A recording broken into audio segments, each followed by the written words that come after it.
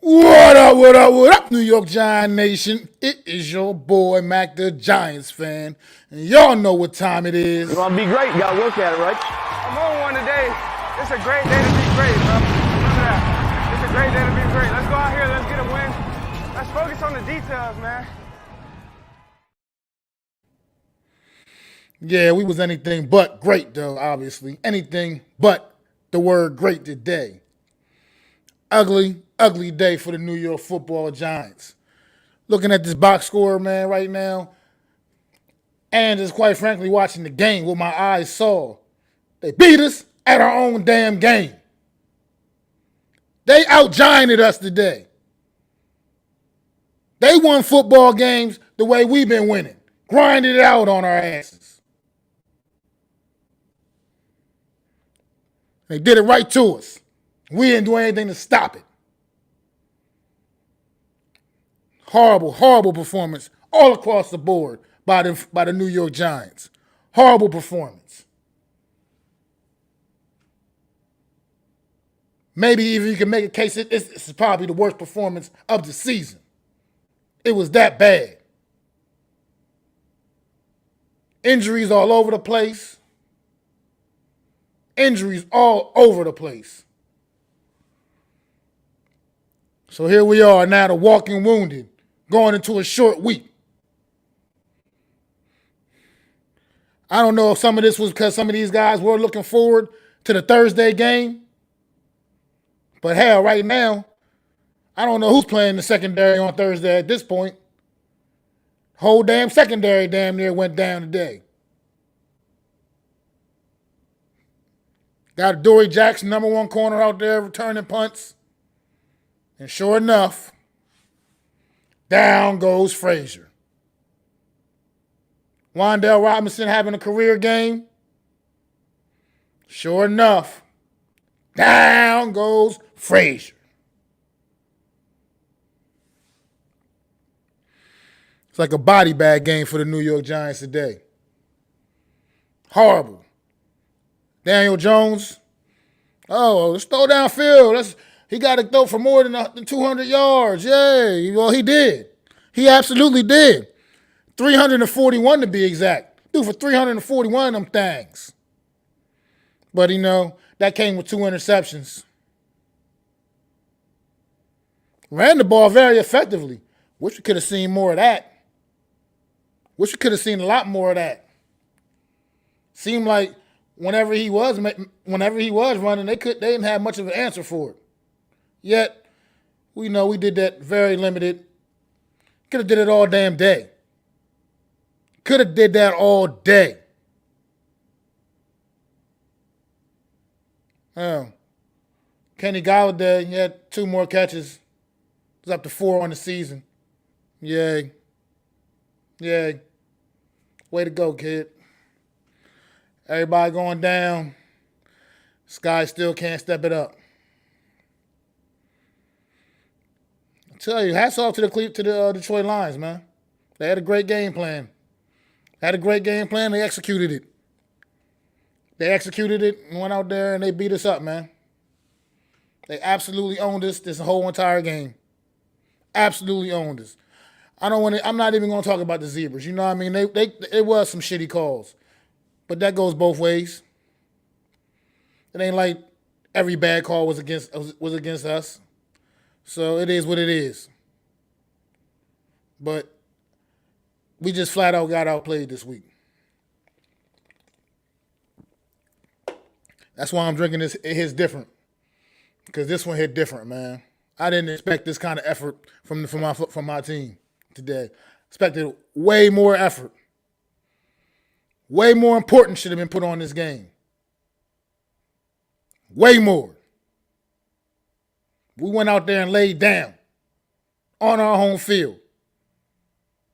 I know it was windy out there. Graham Gano missing 2 extra points, though. I mean, it's everything. It trickled down everywhere.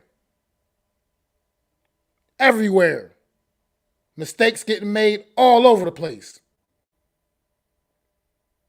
One thing I will say, another great game for left tackle Andrew Thomas. I got a shout out when anybody that I did notice play well. Andrew Thomas, once again, with another great performance out there at left tackle. One of the few strong notes I could take away from this game. Dexter Lawrence still being a force in the middle of that defense. I don't got much more to say on the positive side of this game. That's about all the positive I got, because everything else was pretty damn negative. Like I said, Daniel Jones threw for a season high, but you could argue this is his worst performance of the season. This was not our identity today. Yeah, okay, they was stuffing Saquon Barkley, but you still got to find another way to move that football on the ground to what we do best. And I think Daniel Jones could have had a few more opportunities to run that football, get him bootleg, get him out in space, and let him make things happen. Because those were the best plays he made all day, was when he got out in space and was able to make things happen. So that's a little bit on coaching right there too. Because you got to recognize that and you got to exploit that. And we could have exploited that all day. And we gave up, we wasted an opportunity there. Wasted an opportunity.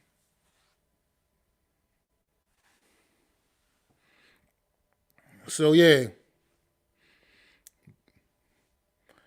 Now we got 4 days to regroup and get ready for the Cowboys on Thanksgiving. And we going in with a whole lot of injuries. There will be no Adoree Jackson on Thursday. It don't look like there's going to be any Wan'Dale Robinson on Thursday. We're still just only hoping Evan Neal can get back in the lineup for Thursday. I mean, injuries all over the place. Fabian Moreau, I don't know the extent of his injury with his ribs. But if it's anything remotely like they're broken, even cracked, no, you ain't got no Fabian Moreau on Thursday either. Just, we've been very resilient this season, and we've been getting by. But sometimes it gets at some point where who knows if it just gets to be a little too much to overcome. I want to still believe that we got a lot more fight left in us, because what I've seen from this team this season, I just believe that they will keep fighting no matter what. But it just makes this next game here against the Cowboys on Thursday so much more important now. I mean, it was a big one regardless, but now it's like we need it. We got to have it. We got to have this game coming up on Thanksgiving now. Absolutely. This was a game today we couldn't afford to give up. But unfortunately, we got outplayed by the Detroit Lions. Here comes my guy, Jeffy T, NYG Jeffy T. I got to show Take you it something. away, bro. I got to show you something. This is the result of what happened during the game today. I never do this, but this is the result of that bogus play on Wan'Dale Robinson when he got held in that play over the middle of the field that they called on us earlier on. Oh, yeah. I remember that. Zach, they called it the exact same little shit the other way. I remember. But I'm not blaming on the referees. No. I'm sorry. Like I said, we got outplayed everywhere, every facet of this game. And you want to know what the funny part is, Mac? You want to know what the funny part is? What's going on, Coach Dante? What's up, Coach? The funniest part is, Mac, everybody's bitching and complaining that Daniel Jones should throw the ball for 300 yards. Well, congratulations. He threw the ball for 300 yards, and guess what? We lost. So y'all happy now? Y'all happy? You happy, Exactly. Giants fans? I mean, that's exactly what I was just saying. I mean, the same thing like this. Look at the Detroit Lions box score and look at their stats. That's how the New York Giants win football games with numbers like that. That's what the New York Giants do. Exactly. So they did what we do. They took what we've been doing all season and executed it on us, and that kind of hurts a little bit too because I felt like we just laid down today for these guys. I feel like we just didn't even come prepared to play a game. Yeah. And in the end, like I said, the injuries were just out of this world. Out of this world today. Well, I feel so bad. Well, you know what the biggest question is going to be? Why did you put Adoree Jackson in the backfield to field punts? Because now he's hurt and he's out for 3 to 5 weeks. I mean, I'm not a fan of that, to be honest myself. I was kind of upset last week when I saw him back there. I'm not a real big fan of that. Adoree Jackson is so important to this defense, as we saw, as we did definitely missed him out there the rest of the way, the rest of this football game. It's that sometimes you just don't tempt fate, man. Punt return, I'm not trying to downplay the importance of it, but, get a guy back there that can field the damn punt, maybe make a couple moves and make something happen. But when you put your number one cornerback back there, you tempting fate. As soon as the play happened, I knew he was hurt. They didn't say anything about it until after the commercial break. But as soon as the play happened, I knew he was hurt. The way he got tackled, he immediately grabbed for his knee. I knew he was hurt as soon as it happened. And sure enough, when they came back off the commercial break, Adoree Jackson's in the tent. Adoree Jackson's out for the rest of the game. It's MCL. I mean, we can obviously go back to the Jason Sehorn. We know the Jason Sehorn situation, remember? Yeah. Same thing. Threw him back there, out for the season. He tore his ACL, whatever. I can't remember what the injury was now. Tore his ACL in preseason. Out for the rest of the season he was, man. And that was, at that time, he was your number one cornerback, I believe, at the time. So sometimes you just don't tempt fate with certain players, man, when they're just that important to one of your key units, which is obviously offense or defense. You just gotta figure out another way on punt return. You know what I mean? Other than throwing Adoree Jackson back there. And then Wan'Dale Robinson blows out his knee when he's having a huge game. Wan'Dale blows out his knee over on the sideline, and that didn't look good. He got ruled out quickly. I don't think Wan'Dale's coming back this year. I think this might be a serious one. And what's up, Coach? Shane Lemieux was awful today. He got his first action, but he was not. He was so bad they had to pull him. Feliciano might as well have been out of the game because he did nothing, and Gates was actually playing center. Parrott, same thing as Lemieux, was not good. Yeah, the When offensive Moreau line was got hurt, terrible. the defensive line was as terrible, Mac. What happened to our run defense? What happened to our run defense? Coach and I were just talking about this. We gave over 160 yards on the ground today against the Lions. 160 yards and 4 rushing touchdowns. 4. Or was it 5? Am I miscounting? Was it 4 or 5 that we gave up today? Well, all their touchdowns was rushing touchdowns. So it was 5. How many touchdowns they scored? They were all running touchdowns. No, it was 4. It was 4. You're right. It was 4. Jamal had 3, and then Swift had 1. Yeah, it's 4 because 31 points. Yeah, so and the field goal is 34. It's 31 points. Yeah. So yeah, that's the kind of day it was. Like I said, they out-gianted us today. Like I said, they played the game that we like to play, and they played it effectively. They did. And it worked against us. They did. It was just a bad overall effort, bad overall loss. I mean, who would you rather be today? Would you rather be the Giants or the Jets? The Jets are. They that lost a brutal one. If you look at Jared Goff's numbers, it's like a carbon copy of pretty much what you usually get from Daniel Jones, pretty much. Yeah. 17 to 26, 165 yards, no touchdowns, but no interceptions. It's just like that's a carbon copy of what you've been getting from Daniel Jones on average this season. And like I said, it was enough to get the job done against us today, and it worked effectively. And I say hats. Like I said, I'm poo-poo. Oh yeah, hats off to the Lions. To They played great. To the Lions. Yeah, they played They great. outplayed the Giants today. They were the better football team today for sure. Their offensive line was great today. We had no pressure pretty much from the defensive line of the outside linebackers all game. I mean, their offensive line did an excellent job stopping our pass rush. I can't even remember Thibodeau or Lawrence and Williams were pretty much invisible all game. That's not really happened, especially Dexter. Our offensive line. Dexter was disrupting a little bit. He was a little disruptive. In the first half, he was. Yeah. The second half, he didn't really do much. The Lions, I guess, adjusted. And then 15 carries for 22 yards. Longest run of the day, 4 yards. That's not very Saquon Barkley. Like, I tell you what, the Detroit Lions had a game plan. They said, we are not going to let Saquon Barkley beat us. And they executed that plan to perfection. That is not what you expect to ever see from a Saquon Barkley stat line, man. That's about as bad a day as he's had his whole career, to be quite honest. Yeah, you're absolutely right. Saquon Barkley was bottled up the entire game from start to finish. He couldn't really get going. That has a lot to do with the Detroit defensive line and linebackers coming up and stopping them in the run game, and also our offensive line's pass blocking wasn't that great either. Lemieux, I was watching Lemieux after this game. How many times did he get pushed back by the defensive line? Immediately, right from the beginning of the game. Yeah. That one guy just blew right through him like he wasn't even there. McNeil. Style. That guy killed us all game. That McNeil dude, the defensive lineman, every single second, he seems like he was in double the teams. backfield. He was ridiculous what he was doing. Paired on the outside, the only offensive lineman that played well consistently all game. What a shock, Andrew Thomas. Everybody else. I already did my Andrew Thomas salute today. That's the only thing positive I take away from this game is that Andrew Thomas continues to play at an absolute all-pro level, looking like the best left tackle in football right now. And that's about it.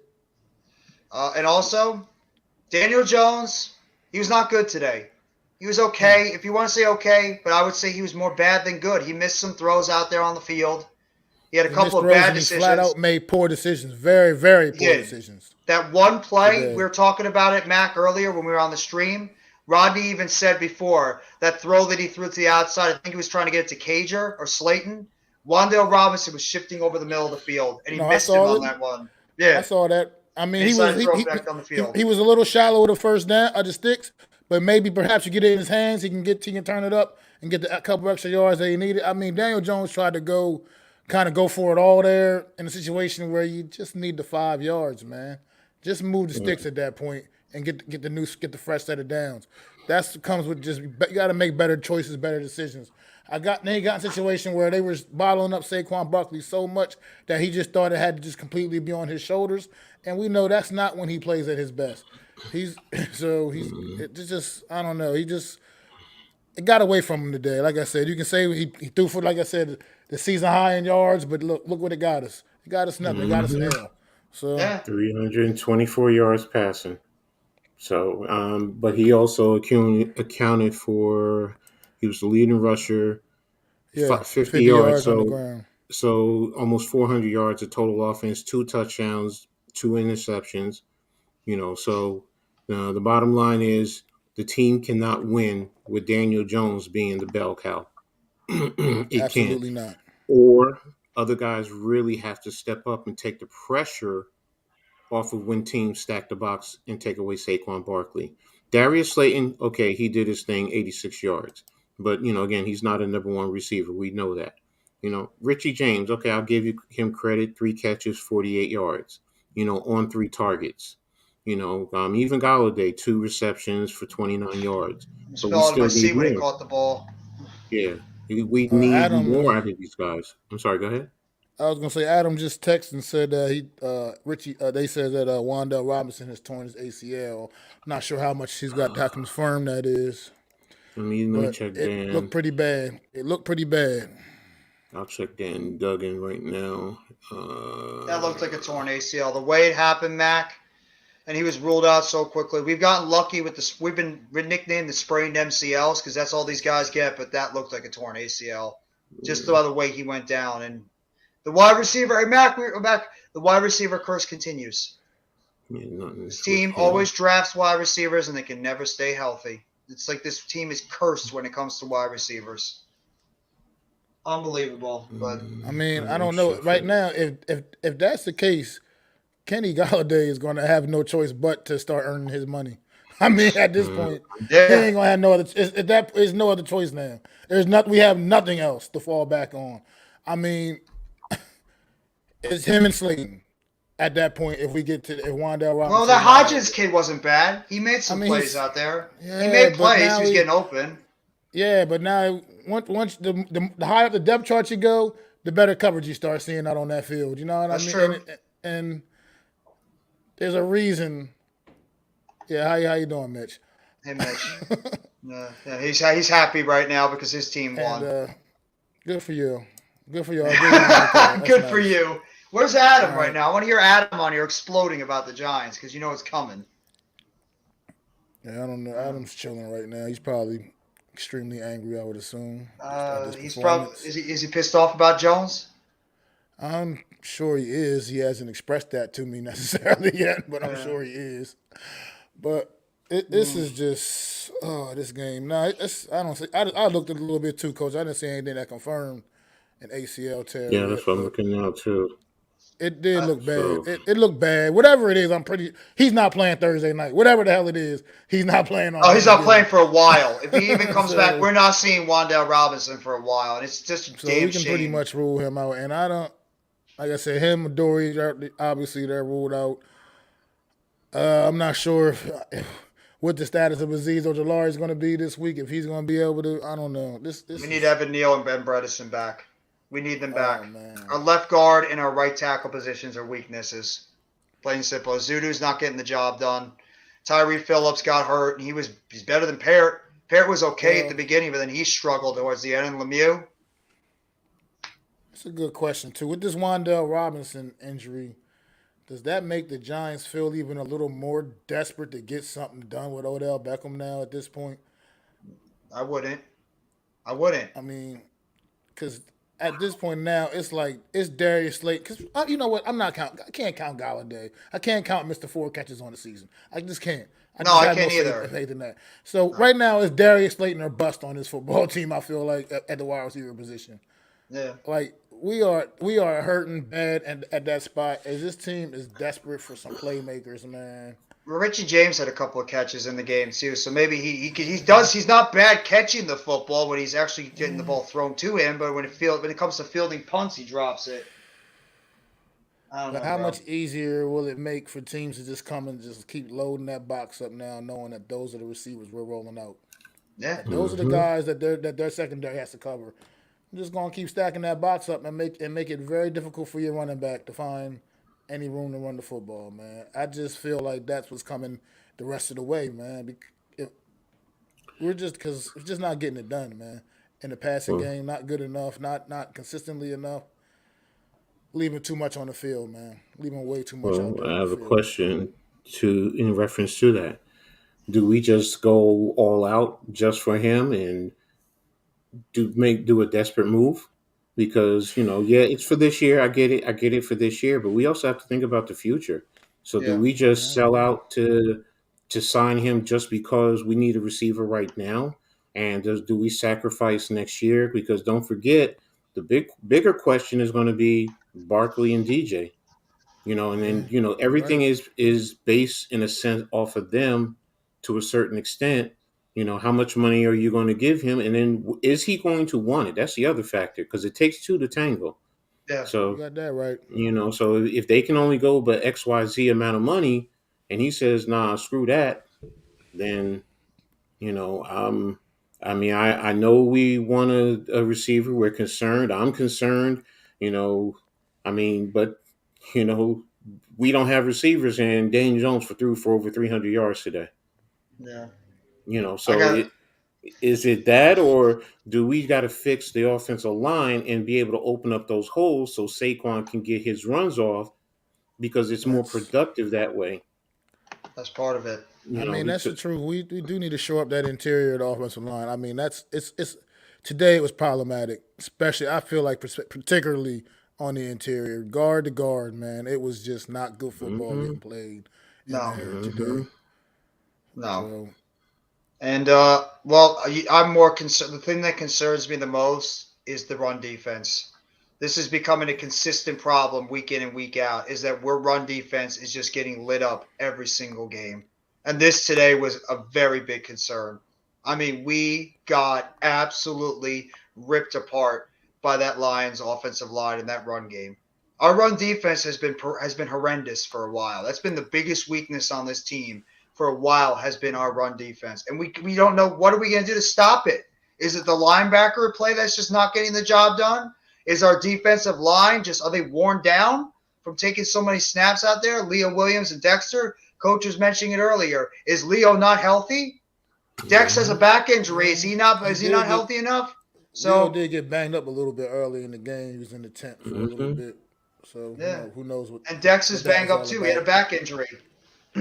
Well, they held him up for practice a little bit this week, Dexter Lawrence. So look, Yeah. I mean, it's football, man. It is what Mm-hmm. it Yeah. is. I This is mean, gonna that's what it happen comes towards the end of down the Mm-hmm. to. season.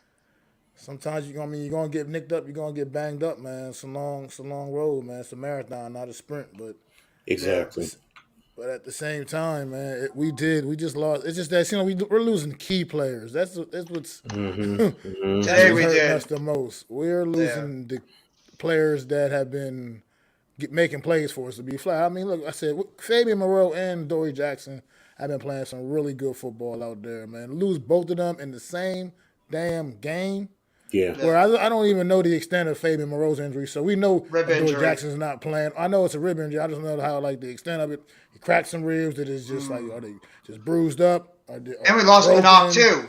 You know what I mean? So yeah, it's so Pinnock was playing well at safety, and then he got banged up trying to make a tackle on one of those plays when he got if you're his tackle telling for a me loss.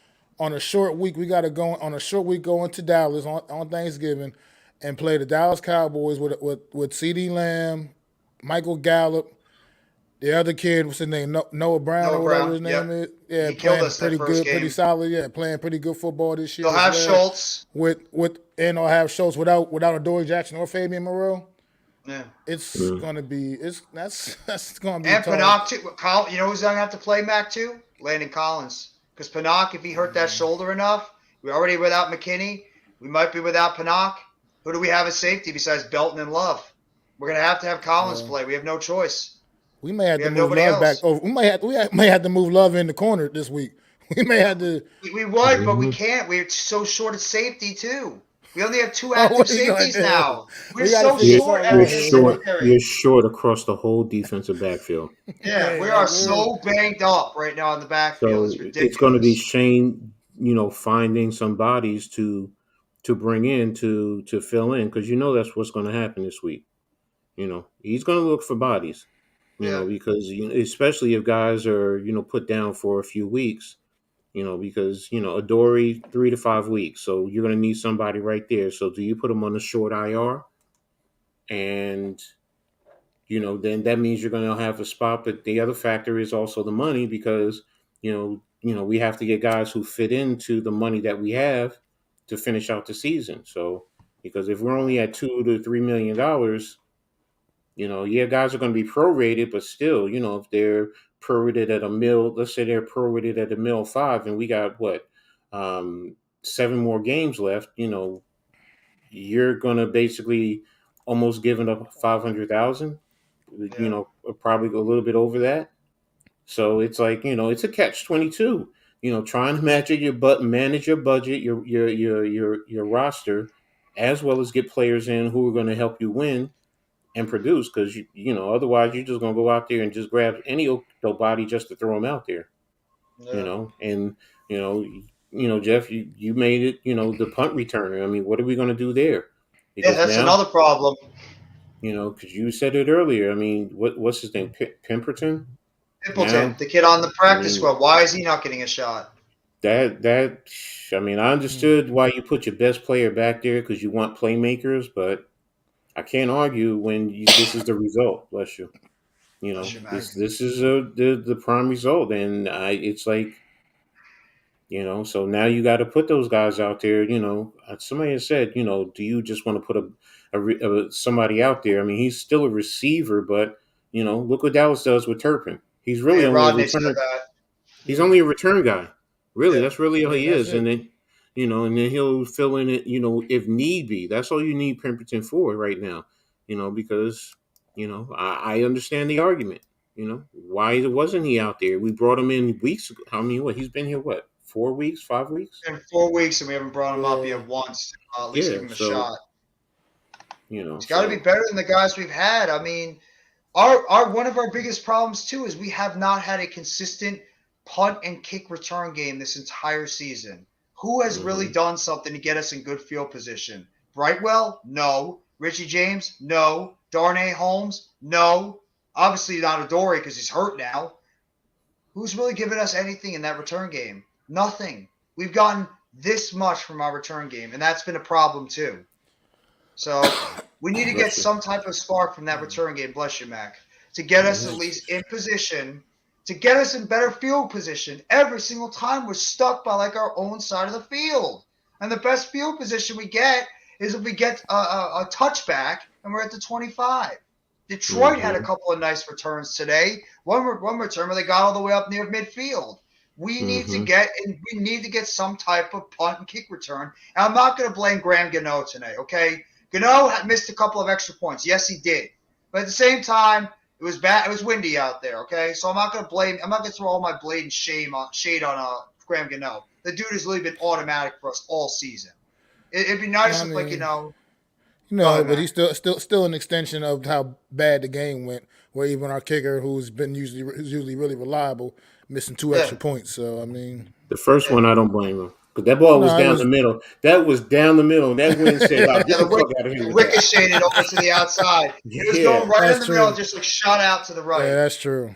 I was thinking, damn, Bill Parcells, are you back there opening up that damn tunnel again? So, because that was the old theory about Bill Parcells. He'll do that. But now it's just, the second one, yeah, I feel you, Hendon Hooker. That sucks. He has a torn ACL. He does? It's confirmed now? Yeah. Yes, he do. Nicole Auerbach from the Big Ten Network confirmed it. Bless you. Oh, man. Bless you, Mac. So the Giants loss is pissing you off so much it won't make you stop sneezing, Mac. I'm pissed. So, I'm not happy. We're disappointed. I think the biggest thing is because we have Dallas in a short week. Yeah, and we are a banged up mess. And that's what's yeah. Go ahead, Mac. I'm sorry. No, that's what I'm saying. Like but I mean now we have to go into this game having to rely on Kenny Golladay now. We got to rely on this guy. He's got to show up on Thursday if he has to. There's nothing else left. He has to. It's not. Yeah. And I don't think it's a hard ask considering what he's put on tape for the New York Giants over the course of the last year and a half. I don't think it's a hard ask to say, can you show up on Thursday and make some plays for this football team because it needs to be done. Look at our cornerback situation too right now. Dallas is going to go against us, and it's not out of the question. We have Darnay Holmes, Nick McLeod, and Rodarius Williams or Cordell Flott as our top 4 cornerbacks. That doesn't scare you going against those wide receivers right now? That if they protect Dak Prescott a little bit, that those wide receivers aren't going to shake loose from our guys. I mean, we are duct taping our secondary together right now. Literally duct taping our secondary. Pinnock, that dude was playing well. He was playing really well before he got hurt. So that is another guy that's going to be a big blow to that defense. I mean, this is the last thing we could have afforded is the type of performance we put out there and also just the injuries. The Wan'Dale Robinson one is a killer. The dude was finally having a really good game, and now he looks like he blew out his knee and he's out for the season. Richie James, can he do the job in the slot, baby? I mean, Slayton's the only guy consistently going out there and getting open and making plays at the wide receiver position. Lawrence Cager, I was freaking praising this dude at the first half. He's making great plays and blocks, and he drops that wide open 2-point conversion in the end zone. So I mean, it's like every single thing this team was doing was just they couldn't catch the ball consistently. They were missing tackles. They were not pass blocking. They were not run blocking. They were not playing good run defense. DJ was turning the ball over. Isaiah Hodgins, everything that could have gone wrong in this game went wrong. And kudos to the Lions. They made it tougher on us. There's not really much of anything you can point at and say. No, there's not really not a lot of positives. Giants' performance today. No. Like I said, the fact that that the biggest positive in this game was once again our left tackle. That's just like I said. That tells you everything you need to know. Yeah, it's great that he's awesome and he's on our team, but we need some other guys playing up to that level of football, that level, and getting the job done and winning, consistently winning at what they're doing, man. Because he's the only one that's consistent. We need Evan Neal back. We need Evan Neal and Ben Bredesen back. They're the best offensive linemen at those positions. We need them back because that offensive line was just starting to get some continuity together. And Coach, you said it before too. Mac, how many times do we switch offensive linemen in and out in that game?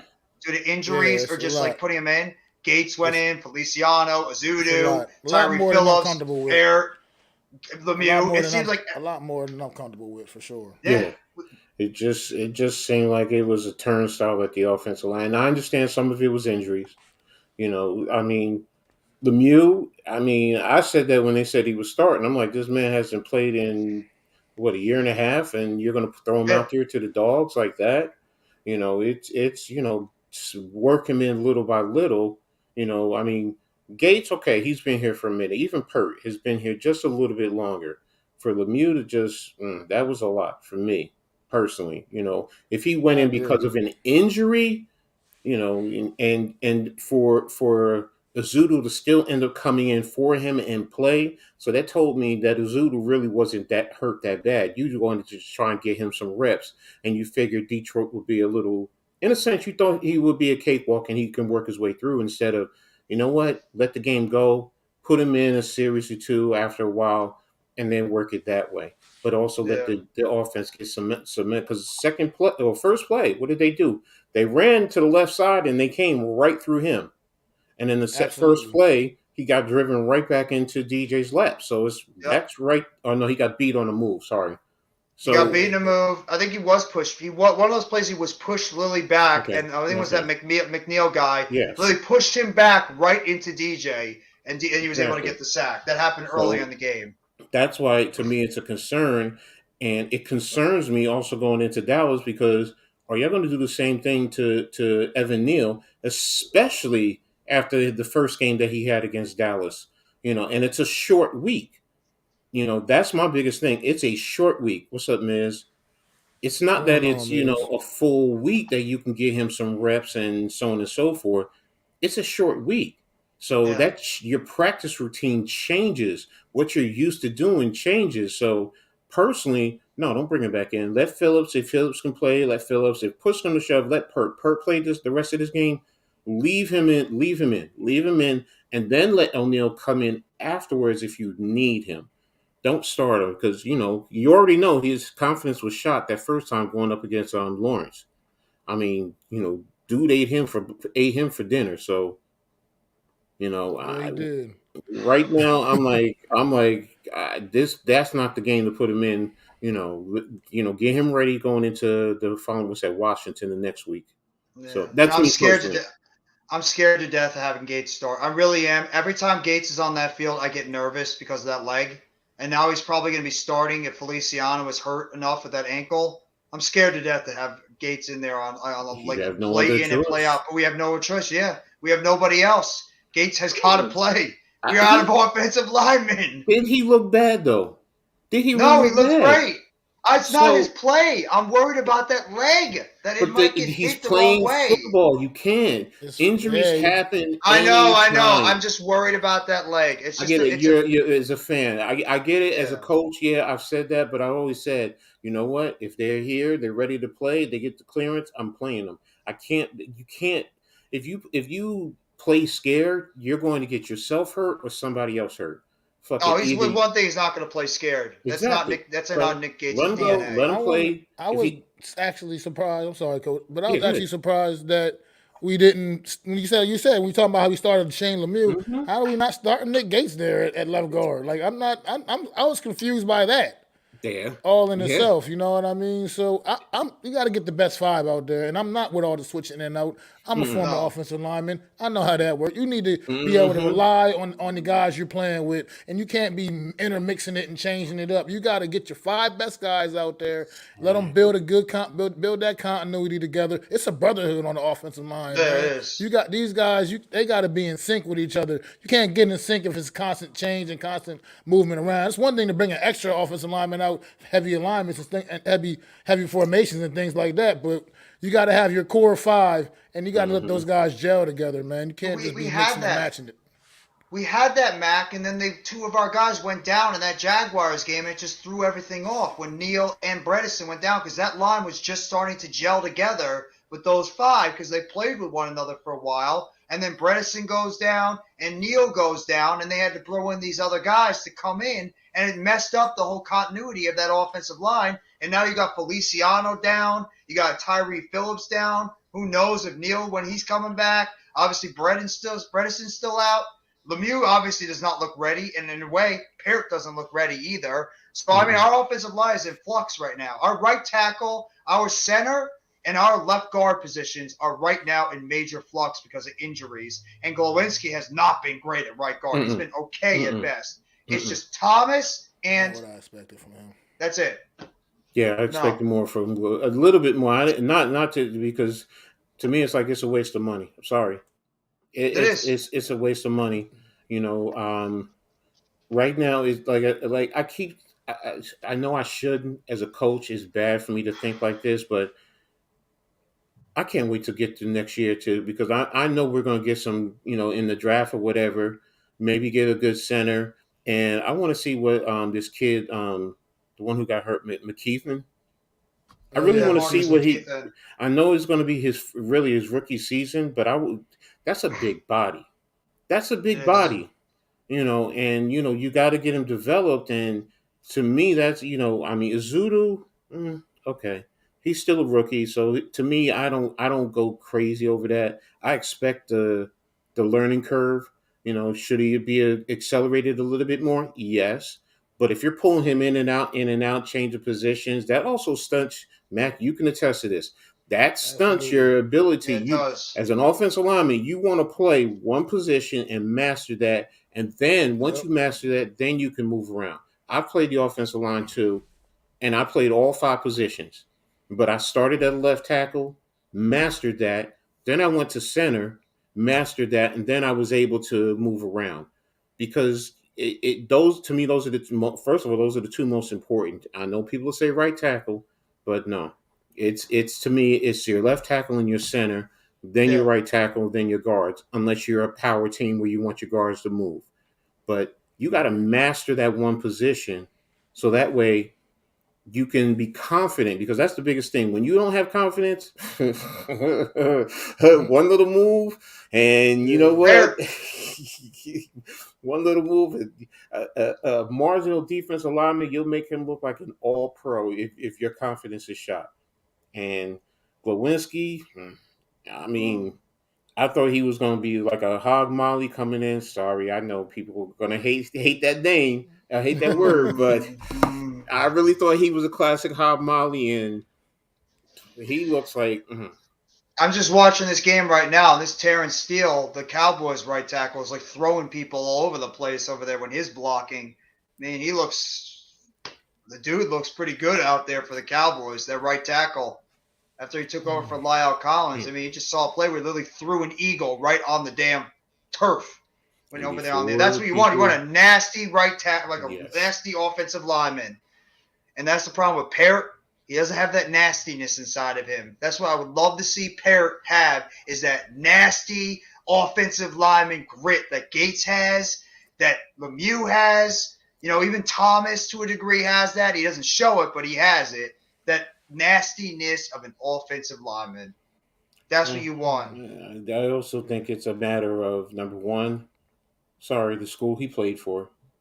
Because he reminds me of Will Beatty. He reminds me of Will Beatty. Will Beatty was kind of the same way, and they both came from UConn. Yep. And Pert was actually a left tackle.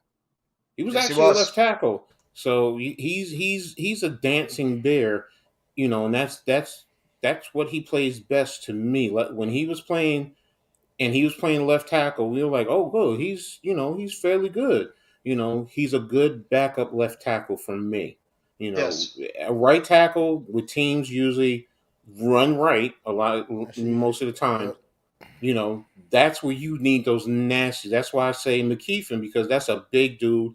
You can run right behind him. He just gets his weight on guys and he can move them like that. And you get a good right tackle. That's where Neal comes into play, being a big guy. He can move people. That's what I want. If you got to keep a tight end and chip on occasion to help them out, okay, that's what you can do. And build up their confidence. And once their confidence is good, then you can go from there. It's Absolutely. we're mixing and matching. And I get it. You're trying to get you feeling. It's not like a receiver. It's not like the defensive backfield. It's not like a running back. It's not even like linebacker. I mean, usually offensive linemen are comfortable. if you're in a right-handed stance, that's what you're comfortable in. If you're in a left-handed stance, that's what you're comfortable in before you move. So, and today I don't know what Bobby Johnson was doing. I don't know what Kafka, come on, bro. Come And on, Kafka bro. had a horrible game today. He had a horrible play calling game today. He Steph, was you were not good. calling it, you calling it, the quarterback keeps. They were there. They were Yeah, there. They were there all day the long. one play All day where it long. was like third and what was it, like 3rd and 2. There Mm-hmm. was nobody on the right side of that field, and they decided to run the Run it, freaking ball Barkley. right into the defense with Barkley when nobody was there, and you could have bootlegged it with Jones, and you had a wide open field, and they decided to run it right into the defense. I'm But the like, way they were please. keying on Barkley, the RPO was wide open for Daniel Like, Jones all day long because they well, were all in on Saquon Barkley. They were, yeah. remember that one time though he did do it. He held the ball and we got an ineligible man downfield for some reason. Yeah, So that's true that too. That that was that the one time, and again, I think it's a matter of Detroit's defense confused them because that Hutchinson interception, it was play action. You get your head around quickly before you throw that ball to make sure the alley is clear. I don't yeah. care if Hutchinson, dropped. You could still you're running that way, so you see he's not coming, so that must mean he's dropping. So there's just little things that you are taught to do before you throw that ball. And he took for granted Hutchinson was coming. That's really what it boiled down to. And they got him good. They scouted what he does, and they made the right call. Aaron Glenn, masterful defensive play calling today. Masterful. It So was. and Aaron Glenn should get a job soon. He should be that getting a head coaching job yeah. eventually. He's a damn good defensive mind over there. But Meg, you're right. The RPO was there for the most part. It's just that, that one time I wonder if, and I think that's what's the problem with Kafka too. He gets scared off sometimes instead of, what, just come back to it. They made a Yeah. play. Yeah, they made the Yeah. play. Come back to it, bro. Or change the formation. You could still run it out of a different formation and get the same Absolutely. result. Because if you do your scouting, if you run trips one side and motion across, okay, what are they doing? Are they in man? Are they bumping zone? If you see they're in zone, then you know what's going to happen when you run that RPO. Boom, that's the man that's going to be open. So it's just, but yeah, the boot and the RPO for the most part, and we had talked about it earlier in the week, Jeff. That was there. That was there. And I do like the way they used Rondell Robinson. Until he got hurt. He was included in the offense with the Yes. jet sweeps, the quick, the seam routes. So I see now what they because there were times I questioned like, okay, what is this guy really? Because I haven't seen him, but now I've seen it. I see I, it, and then he gets injured. yeah, Out exactly. for the That's the whole season. thing. So it's Yeah. Out for like, the season. but now that also says to me, if we have a full arsenal of weapons, does that open it up and make it a little bit easier? I don't know. But yeah, he got hurt on that knee, and I mean his knee got injured. It's like, This is what Jordan Renan said. He's like, the Lions roster overall better and more talented than what the Giants have on the field today. I don't know if Well, you guys want to talk about that. I can't mean, really argue that point. I mean, that's how they made it look for sure. Nothing else. They definitely made it look that way. Jared Goff was Too. good today. Jared Goff might have not thrown a lot of yards. Jared Goff was solid. He played I'm well. going to tell you, that brings me up to a point that I do want to talk about because this is something I talked about on the pre-show, on my preview show, is our pass rush, and it's we can we show that ability to apply some pressure, but we're not getting home today. No sacks on the day, not a single sack on Jared Goff today. That's not good enough. That's against a quarterback like Jared Goff. You got to get him down to the ground. You got to make contact with him. You got it. Just it's like it's one thing to get the pressure, but you got to at some point you got to start getting home too, man. You got to start getting your quarterback sacks registered, man, because that goes a long way too. Affects their timing on offense. It gets in the quarterback's head. Let him know he can't be dancing around back there. Jared Goff looked very comfortable most of the day as he was dropping back. So that's just also was not going to get it done. And then Amon-Ra St. Brown, man, like that's their go-to guy. Can't just allow that man to keep getting the ball in his hand. You got to figure out ways. Khalif to Raymond was stop good top too. Players. He made some nice blocks on some of those plays. Remember, Coach, the one you were telling me earlier about the one. Remember when you said that Barkley on that one run early in the season when Shepard made a block in the middle to help spring Barkley? Khalif Raymond did that this time where he blocked off our linebacker coming in to try to make the play, and that's was able to spring their running back in for the touchdown. So Khalif Raymond had an underrated game with his blocking overall. He did a good job blocking for the Lions on the outside and at wide receiver. So Here's an update on Jason Pinnock. Pat Leonard, Giants safety Jason Pinnock went in an ambulance to a local hospital to get his jaw checked out, and Dan Duggan said ambulance was parked directly outside the Giants locker room, unusual sight. oh my God. I didn't know it was his jaw. Jesus. No. Goodness gracious. And he was playing so well when he came in. Pinnock was really becoming an unheralded hero in that defense, and now he gets hurt. I mean, you can't make it up sometimes. You really can't. John Feliciano, tomorrow's going to be a busy day for the Giants training staff. John Feliciano's neck was clearly very stiff post-game. He didn't reveal the specific injury, but said he'll do everything he can to play versus Dallas. Bro, nah, not with a neck injury. Not with a you better. Here's one too. Wan'Dale Robinson was on crutches on post game. That's not good. No. Well, Look, we know that's a serious injury. We know. I think it's an ACL. For that. I'd be shocked if it's not an ACL. Say for Feliciano, I actually had to retire because of spinal injury, and it started in my neck. And bro, sit if you got to sit. I mean, we don't like it, but that shit will catch up to you later in your life. Yeah, absolutely. We have two guys that have neck injuries now because Azudu came into the game with a neck injury as well. Yeah, and you have to wonder if maybe they didn't want to play him at first, but because either Lemieux got re-aggravated his foot injury or he was just playing that bad, they decided to put in Azudu. And Azudu wasn't that much better.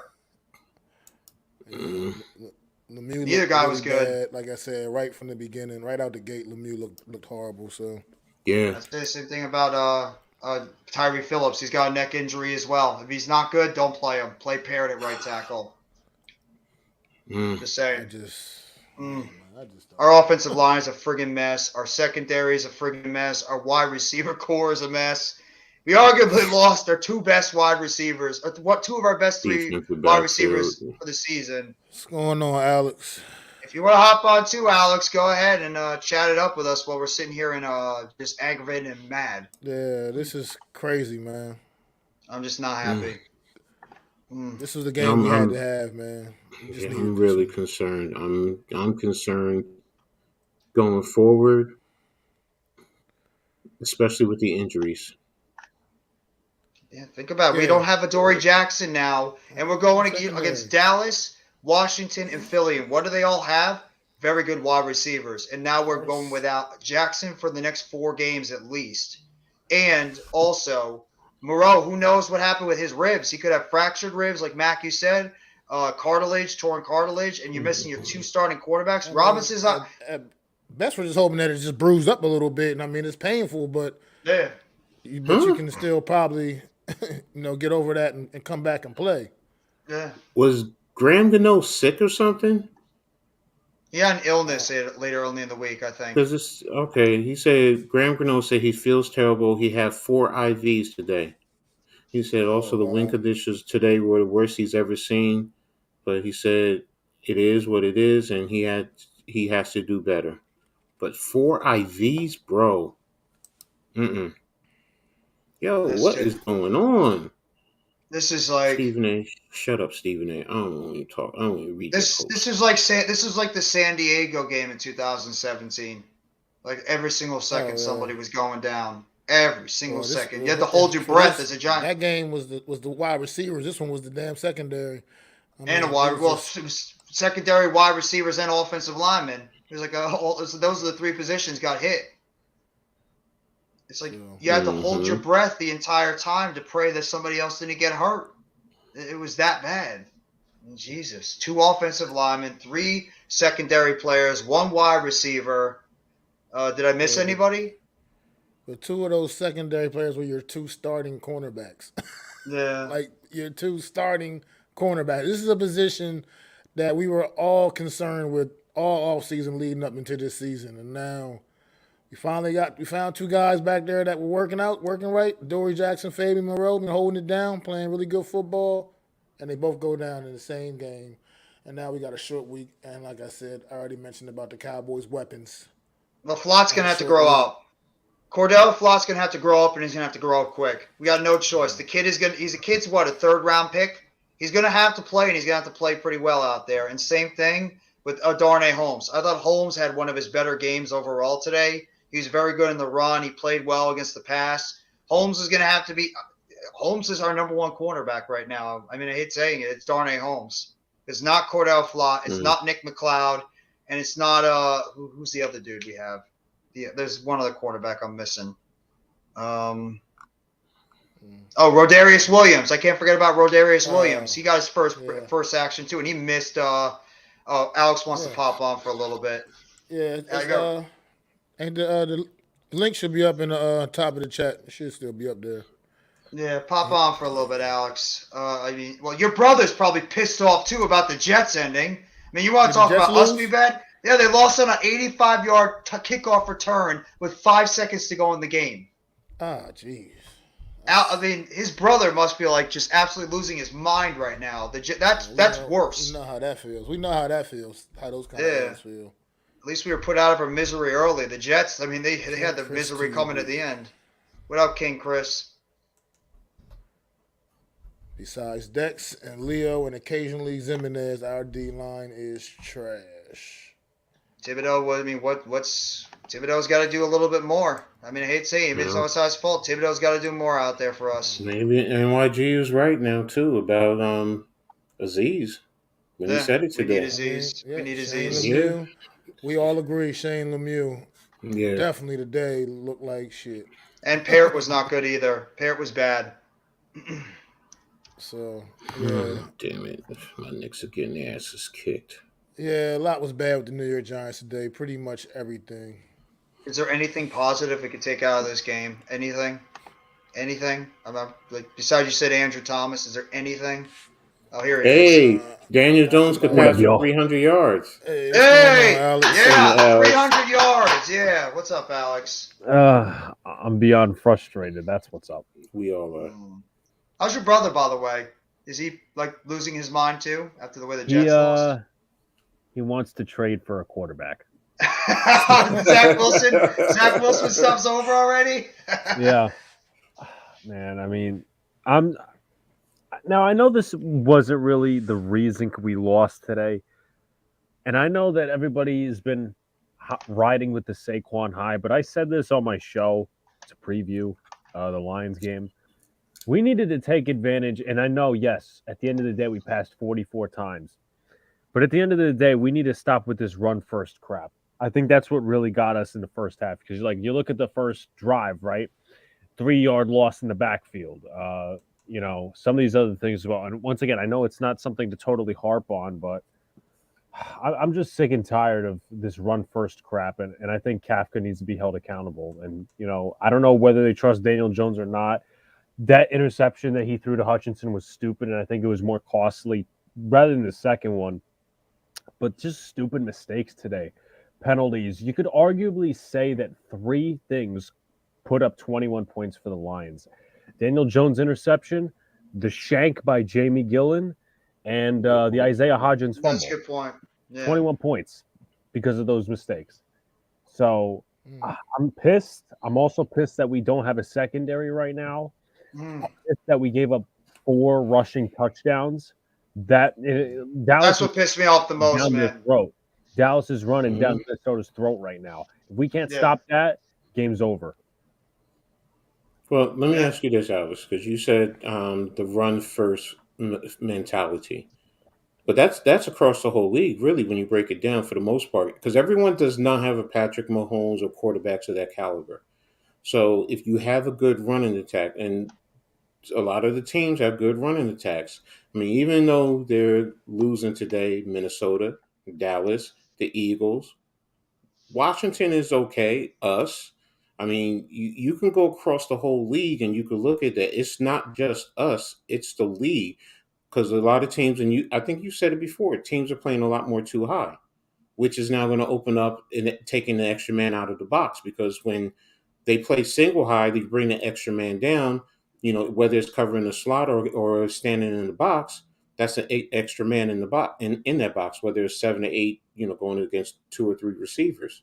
So the run is predicated, and football has always been about the run because how else are you going to set up play action or the RPOs without a good, effective running attack? Now, when you're not effective, what you're saying is so true. It's so true. But when you are running, it does open up because look at what Detroit did. Their running attack helped open up their offense. Yeah. So to say that not to have that run first mentality, it's always it starts with your trenches more than anything because you just said it. Detroit ran down our throat. Why? Because their offensive line was better than our defensive line. And running is a mentality. It's about imposing your will and moving the defender away from the point that he's at and move him out of the way so your runner can go run downfield. So you bring up some good points, Coach. Here's what I'm going to say to that. This game, in terms of margin of error, there was literally not too much margin of error, which is a reason I said coming into this game we needed to pass the football more because this is an explosive offense. Whether they run the football, they pass the football. It's an explosive offense. They put the ball in the end zone quickly, even though they did a lot of running, which they ran down our throats this game. Yeah. So there's that. And going back to margin of error, I mean, this wasn't the Texans game where you kind of saw the running game getting going at some point. Where the Panthers game, it was just second half running. Some of these other games, and they're starting to adjust to Saquon Barkley even more, kind of like 2019 now, where they're just stacking the box.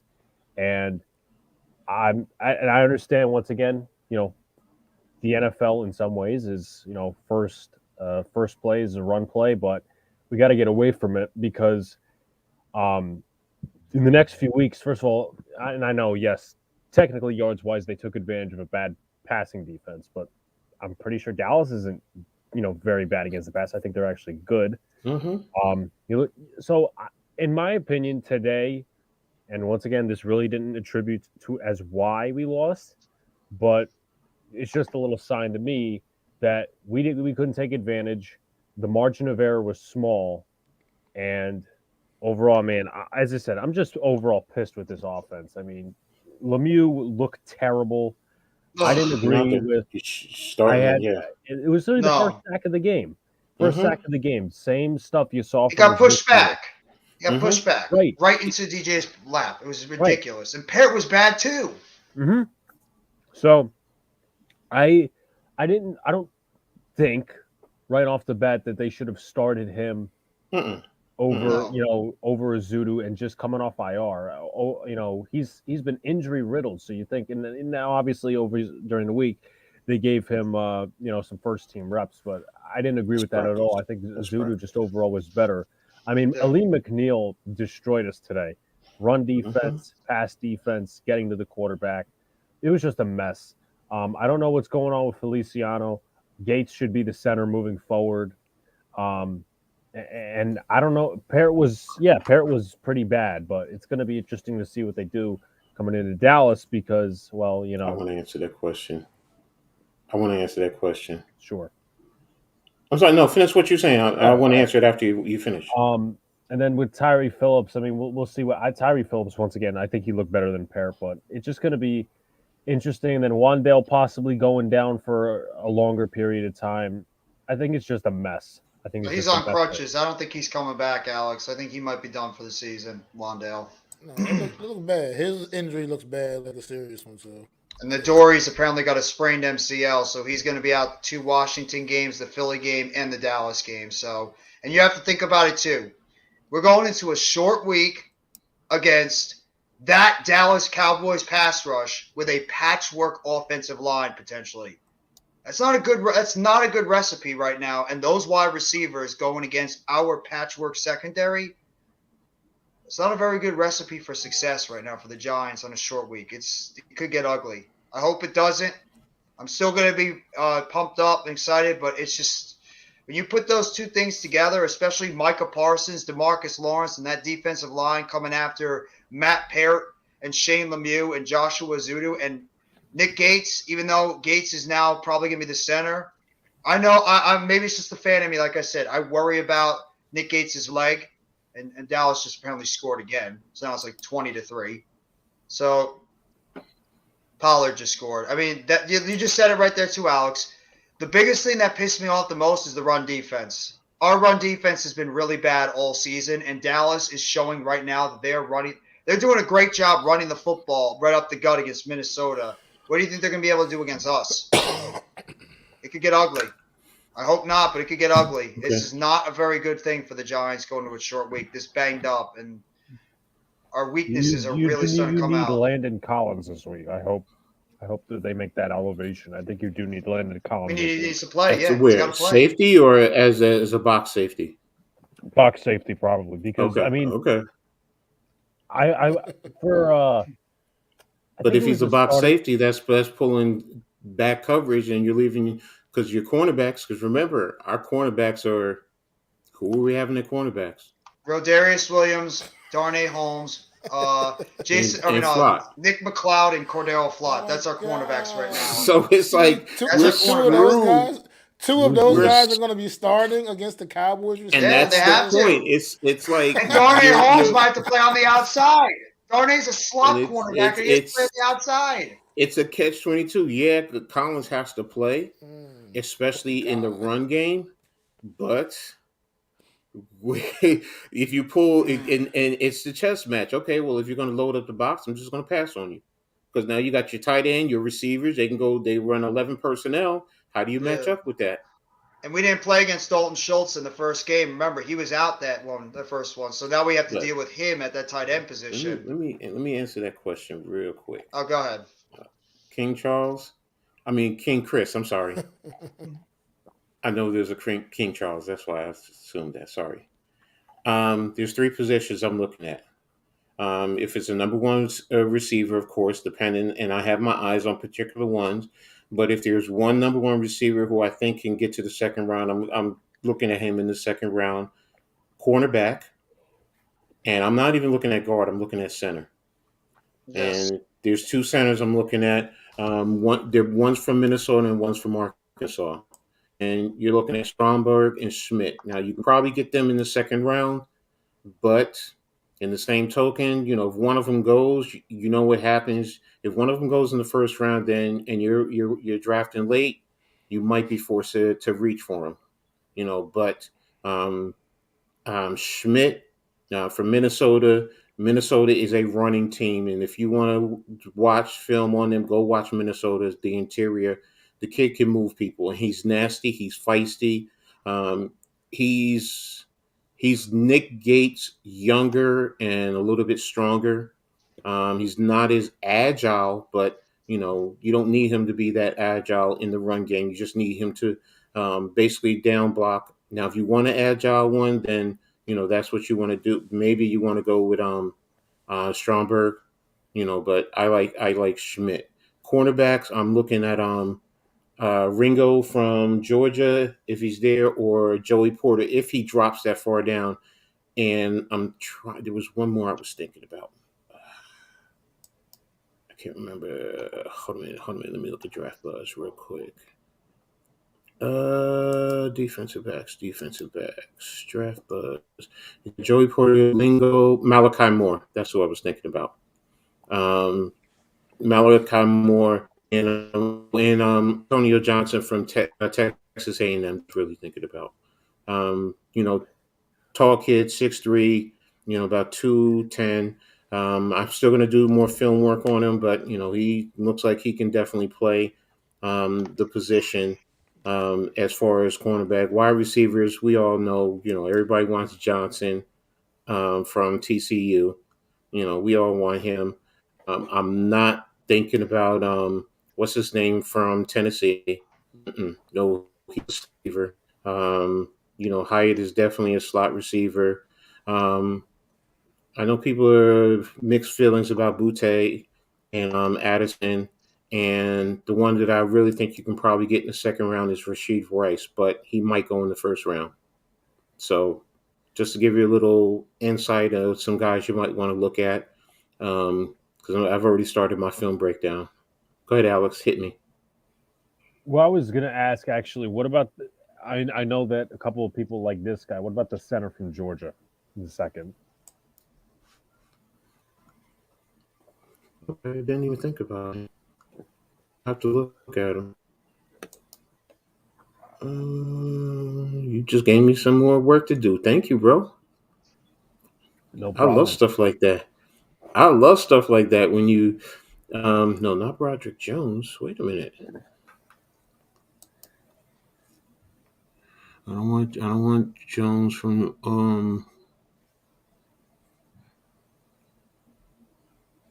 what are you talking about? I forget his name. Okay. Don't worry, I'll go to Is he a Cedric junior? Van Parn. That's his name. Cedric Van Parn. Yep. Okay. He's an inside angles, plays with good leverage, has long arms, heavy hands, uses them effectively in pass protection. He's 6'4", 310. Some good measurables. Projected it's number 77. Yeah, good Yeah. measurables. Okay, I'm gonna add him to my list.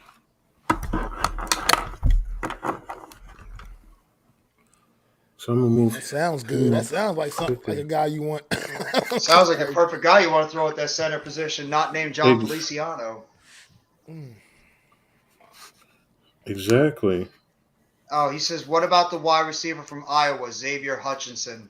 That's what King Chris says. Hmm, I don't think he's number one right now. I mean, I saw him against Rutgers, and you know, maybe it's me. I just didn't feel him per se. But that's me. I mean, it might be my partiality to Rutgers, and I'm just, being a homer. It could be. I admit it. And I felt Iowa was in a better team talent wise than Rutgers that day. So that. But I'm gonna break down some more film on him, and everything that I've seen hasn't impressed me. I'm Look, sorry, Matt. Go ahead. I know this was a tough L today for real for sure, but I'm still not quite ready to go into full Mm-hmm. off season mode yet. No. I'm ready like to see if Mm-mm. we can Mm-mm, figure a mm-mm, way out to No. keep our momentum that we did build up in this season to keep that going and still have a shot to get into the postseason. And I feel Oh like we're my still God. in a good position. You think we got? That's, I mean, you guys think we got what it takes? With the New York Giants can just still keep fighting, got what it takes, and can still pull off a Yes. couple tough wins. oh, Yes. yeah. Parsons just got another sack. He's Yes. got like 3 sacks on the game. Who knows? They might win a Um. game that nobody expects them to. That's true. Like I mean, just like on Thursday night when we're going in with our backs all against the wall on look, Thursday. Yeah. it's just Nobody doom will and give us a gloom, like shot you this week said. now. Exactly. And they didn't against the Packers Hey, either, Randy. right? So I mean, anything is possible. It's the NFL. You know the saying, any given Sunday. Yeah. So and we're at what, 7 wins? You know, 3, 4 more, and Yeah, that to me that solidifies our playoff spot.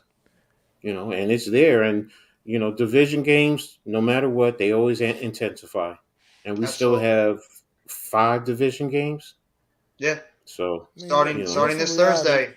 We're sitting here as New York Giant fans and watch the New York Giant football we've been watching for the last X amount of years, and we're sitting here at Yeah. 7-3 after 10 games, and we're kind of Yeah. upset, like right now. mm-hmm. That's what Bro. it's all. I Bro, mean, Alex, I was so upset. I took my headphones and I chucked them on the ground. I broke them in half. Like I got that pissed Mm-hmm. off. But there's that one call. Mm-hmm. Do you remember, Alex? You remember that play when we got penalized by Michael McFadden taking down that defender, and then Robinson had the same exact play over the middle of the field, and then he called Jack. I freaking lost it. I went like atomic Mm-hmm. on The that pass play. It's interference. that bad. Yeah, it was the biggest bullshit shit call you could It make. was. It out of was. the It whole was the thing. exact same play. It was literally the exact Same same play, and they called nothing. I had enough. I had enough. Same I lost it exact on type that of one. coverage. It was exact same thing. Mm-hmm. I totally agree. That was Mm-hmm. nuts.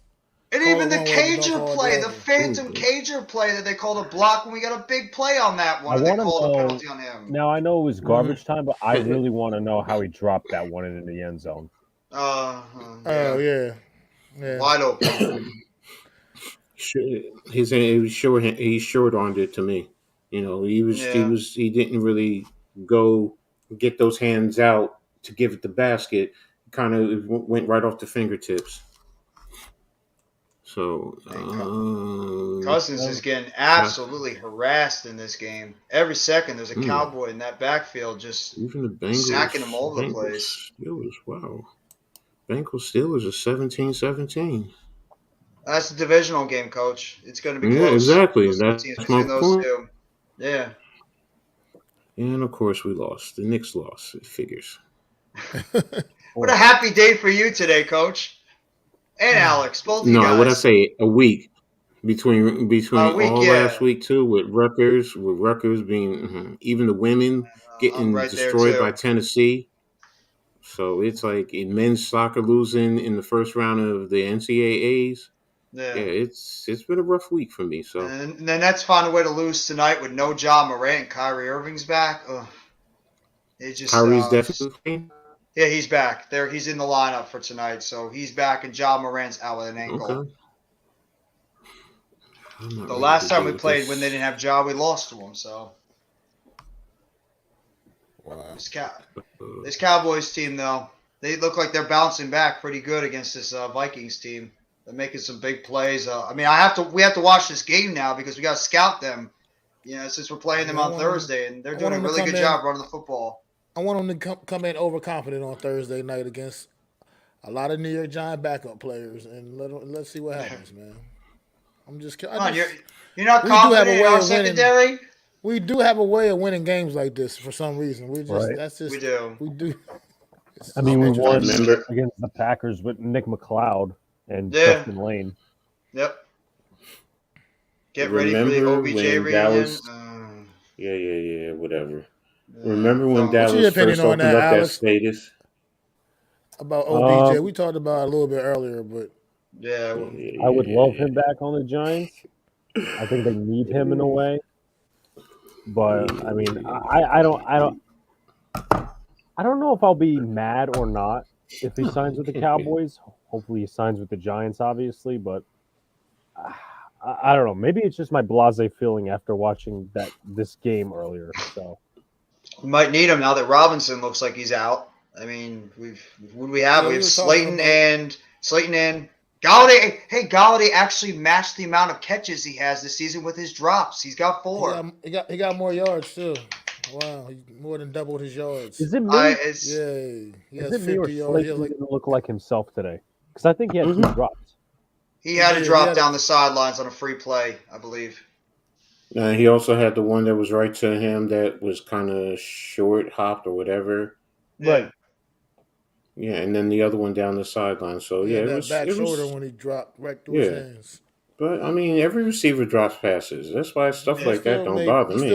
He still made big plays too. So at the same time, 86 yards receiving yards, 7 yards. He's been our most dependable receiver by far. It's not even close. Slayton and Robinson were the best guys by far, and it's just a shame that Robinson had his first 100-yard game today, and then he blows out his knee on the tackle on the sidelines. Then you come up 1 yard short. No, I think he got 100 right on the button, and that I don't know if you saw the replay. His ankle twisted completely. I thought he might have fractured or dislocated his ankle the way it twisted. So, yeah, it does not look good with him. And Adoree. That's why it goes. Yep, 100 yards on the nose. They were using him all over the place. Go ahead, Alex. The only thing that's good if OBJ goes to the Cowboys is the fact that we don't face Dallas the rest of the year after Thanksgiving. Yeah, I was thinking that exact same thing. Yeah. If he goes to Dallas, at least we don't have to play against him. So, unless we have some kind of postseason matchup. I think it's happening. I think if the way Washington's playing now too, Washington's in the playoff hunt. I mean, you can't. They're in the playoff hunt now because the only team that's got around the same record as them out of all the other teams is San Francisco because the North, and the South are so bad right now that we could possibly have 4 teams from the NFC East make the playoffs. As crazy as it sounds, all 4 teams can make it because right now, Giants, Cowboys, and Eagles are in, and I believe Washington now is tied with the 49ers for that last spot. So it's not getting conceivable. See, these next 4 games are going to make or break the season for us, straight up Yeah. right now. There's nothing more important. No And more look at the important AFC stretch East. than these next 4 games. Look at the AFC East too. Every single Cowboys, team in that Washington, division is 2 Eagles, games and up. then Washington. Yeah. Those games are going to make or Which are break the in last season. place. And we got Minnesota, That lost and we to got the- Indianapolis. Go ahead, Coach. We are in the 5 spot right now. And we're in the 5 spot. If Dallas wins, we'll be in the 6 spot. Yeah. So, yeah, we're in good position. The Jets, with their loss, went to the 7th spot. Holy crap, this kicker just made a 60-yard field goal. Maher. They are kicking Minnesota's ass. They are. Dallas is making a statement game here against Minnesota. So next week is definitely going to be that big test. It's When's definitely the going to last be the time? big test. I don't think. When's the last time Washington, Giants, Cowboys, and Eagles both went into the playoffs at the same time? I don't think it's ever down. I don't think it's ever happened. No, it's never ever. You never had 7 teams go into the playoffs. Oh yeah. It's always Yeah. been 6. So you had 4 division and 2 extras. So Well, that's probably what Split with the Washington's thinking Commanders. now. Washington's got that new energy now. Sweep them. Right about they're now, thinking we about the sweep division. Commanders. They are. Yeah, I'll be at They're that not out game of it. also. So. No, Washington's not out of it. You'll be at We that can't game? take that team lightly. Yep. Oh, you're going to that Bright and early. game? Bright and early. And then Mm. I'll get to maybe it depends how they play that night, but after that I'll be going to the Knicks game at 6:00. So doubleheader for me that day. Oh, Wow. That's a busy Go day. ahead, bro. yeah. Have fun with the Knicks game. I'm sure it's going to bring you a whole lot of excitement. Depends on what the Giants do, maybe. Yeah. Knicks No. are not doing well right Amen. now. Come on. This was bad. Today This was is a rough day, man. It was a rough day at the Yeah. office, to say the least. Yeah. Yeah. Andrew Thomas, thank you for at least having Andrew Thomas again. He played great, like always, but what else is new?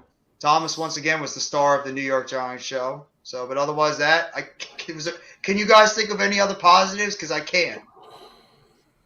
Nothing. Really. Mm, Yeah, I got at nothing. least Nick Gates came back and played center. That's- Yeah, that looked good to see him out there at center. Jones passed over 300. Oh, wait, we lost. Okay, yeah. Heck, I I want can't to even. see how many yards he got, not garbage time. Everything up to that's that a good point. Hodgins fumble. That's a good point. I'd have to look at it. I feel like he was still, even by the time the Hodgins fumble, he was like right around that 300.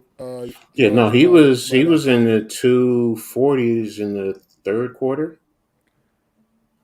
Was it third or early fourth quarter? Yeah, I think I said he was around 240. And then, he did, kick over 300 by late in the game. So I mean, he had almost 400 yards of total offense. 50 yards rushing also. I mean, that's where I think the biggest mistake offensively was. I mean, we talked about it before. Chicago killed them. How did Chicago kill them? Justin Fields killing them with the quarterback runs. Yep. And you were yelling it. It's there on that third down. You're running Barkley up right into the middle instead of the quarterback run was right there. Mm-hmm. Yep. And there were plenty of other times that they were keying in on Barkley. The way you get him off, let Jones run a little bit. Or the split zone. Continue with the split zone. The split zone. That's where Wandell was also hurting them too. Because when he comes across, when the zone block away, he comes across on the backside, slips right out to the flat, dump it to him. let him do the dirty work. That's also there too. So That's what was so frustrating about this game offensively, because like you just said, that it was there, that stuff was there, and it was obvious that it was there all day, and we just weren't attacking them that way, and it was just we were like just trying to keep forcing it and forcing it. I get it, Saquon Barkley is great, but it just wasn't there today. It just Hmm. wasn't there. There's days it's going to be like that against some of these teams that we play. Holy shit. The it's dude just hit back-to-back 60-yard field goals. Yep. So Wow. I'm not taking anything away from Jones, but if you do take away that last drive of his, he would be at 271 passing yards, but Mhm. still obviously rushing is an account. So overall, other than the first interception, he had a pretty solid day. Mhm. Jones was, He I'd kinda- probably say it was more bad than good. He was mediocre today, overall. because of the two I think turnovers. Go ahead, he Matt. made poor decisions. I was saying he just made some really poor decisions to Yeah. me, and that's not it's not the Jones we've been seeing this season. I just want to see No. him get back, settle down, and get back to playing good, clean football like he has been. That was helping us get W's. Obviously, here today, he threw for a lot more yards than normal, but we took that L, and it just wasn't a good look. It Mm-mm. wasn't his best day. He had to throw the ball too much because we couldn't get anything going in the running game. So Daniel Jones had to step back and throw the ball 44 times, and that's going to have more turnovers happen out. We pretty much got beat the same formula that we have been beating other teams. We got smacked right in the face with what we've been doing to other teams. It is what happened today, and we got beat on the line of scrimmage. Offensive line, defensive line were both porous today. Detroit outplayed us there. They did a great job running the football. They did a great job stopping the run. And their 32nd ranked defense did a really good job against our offense. So I guess the 32nd ranked defense is good enough to beat our suspect passing offense. So The two teams with the worst defenses shut us down offensively. yeah, And that says it all. Nuts, right? The It's emojis. crazy to That's even good think news. that. insane. It's absolutely insane. And a couple of the games we were supposed to lose, we won. Baltimore, Green Bay, etc. A couple of games we were supposed to win, we lost. Seattle, Detroit. Kind of evens out a little bit if you think about it. I don't think personally. I don't think we should have beat Seattle, but this was such a winnable game. A lot of fans were saying we should have beaten Seattle because they didn't believe in Geno Smith. I thought this was going to be a tough game. I mean, that might have been the case before the season started, but I mean, ain't no denying what Jalen Smith's been doing all year. He's been terrific. By the time we played Seattle this season, I agree with Alex. I don't think that was some just gimme game. Anybody expected to be some kind of gimme game. No, you're right. I'm tough just going to Seattle be. team. We're gonna have to be checking that injury report the entire night going into the morning, getting the news on like how many like 50 of them. It feels like that room is gonna be very busy this evening into tomorrow morning. There's gonna be a lot of guys coming into that IR room and looking for MRIs and stuff. Problem is, you got to pretty much have Tuesday to truly prepare. You know, what I mean? Yeah. like Tuesday. That's what you got this week. Get ready Is for that- Fabian. Get all your work in. Do they wait for Washington to play Evan Neal? They might. I would. After what I happened would. today, I think it might be better. You don't want to throw him out there. It's too short of it. You're used to a certain routine with the long week, and he hasn't played. You're cutting that routine down per se because it's a Thursday game. So Yeah. you're gonna have recovery starting tomorrow, and your basic walkthroughs on Tuesday and Wednesday. Wednesday, you're gonna travel into Dallas. Yeah. So, no, you're probably gonna ramp it up. You're probably gonna have your meetings and start your walkthroughs tomorrow. Yeah, we have to. Yeah, for Tuesday, Wednesday. Yeah, because We're gonna have to start our practices tomorrow and immediately, and then we're going to be finding out the injury report on Wednesday because we have the all the game right players after that on went, Thursday. with all the players that went down today, it's gonna be it's gonna be hard to It's go gonna out be and have it's a gonna be good long solid practice tomorrow. Yeah. You know Who what are I we going to mean? have left So, out there practicing? But that's the thing too, because it's a short week. Some of those guys automatically you just have to leave them off because you can't give them time to say will they be available? Is it a game time? Right now, you probably have to, especially if somebody has a. Did anybody have a concussion? No, I don't think I think anybody we had the one thing.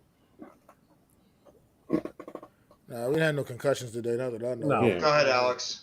No, I was going to say that's the one thing we didn't have, but Yeah. jaw injury for What's Pinnock. going on, Hit? All these. Yeah. All these If you want to different pop things. on too for a little bit, Hit, you can. What was I going to say? They probably, in my opinion, now this is being positive, kind of. They probably get Bellinger and Ojulari back against Washington, right? I would hope so. I hope so. It sounds like Bellinger because earlier than last week he sounded very optimistic. Right. I mean, he was definitely Catching gonna some have to wear. footballs and stuff. Yeah, and plus he said he's going to wear the visor. That's the biggest thing. Wearing the visor, getting used to that.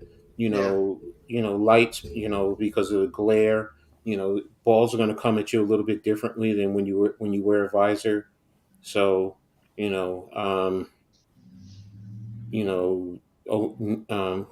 said Neil or who's the other one? You said Bellinger and who? Ojulari. Ojulari. Yeah, I would expect Ojulari. Heck, I wouldn't even be surprised if he's ready for Thursday. Is he going to be? How many games has he missed? Is he missed the 4 games to get activated? Okay, yeah, so this is his 4th one. Okay, so we should get him back by then Dallas. If he's good to go, yeah. If he's good to go, I could see you now. Do you start him? That's the other question. Or do you just work him in little by little just to get reacclimated? So I'd honestly rotate him in. It's like this week with Dallas. That's why I said Washington, because like this week is too short of a week, in my opinion, to start factoring him in. Maybe you could activate him and not play him a large amount of snaps, just getting him in there maybe in some pass rushing situations, just at least so he gets himself acclimated to the game. Not throw him out there for the full complement, but at least, when you go for those heavy pass rush formations against Dallas, then you just throw him out there for that. Right. So at least give him like an extra pass rush because we need it. It's evident as day. We need to help Thibodeau on the other side. There's none of those other guys can get a consistent pass rush. And Ojulari, for his credit, the couple of games he was out there, he was getting a pass rush against the opposing team and being able to get to the quarterback. We're not getting that much from Zimenez and Jahai Ward. They're more run guys, run-stopping guys. So we need Ojulari back on the football field because they were able to take out the interior of our defensive line, and we need guys that can be able to get to the quarterback on the outside.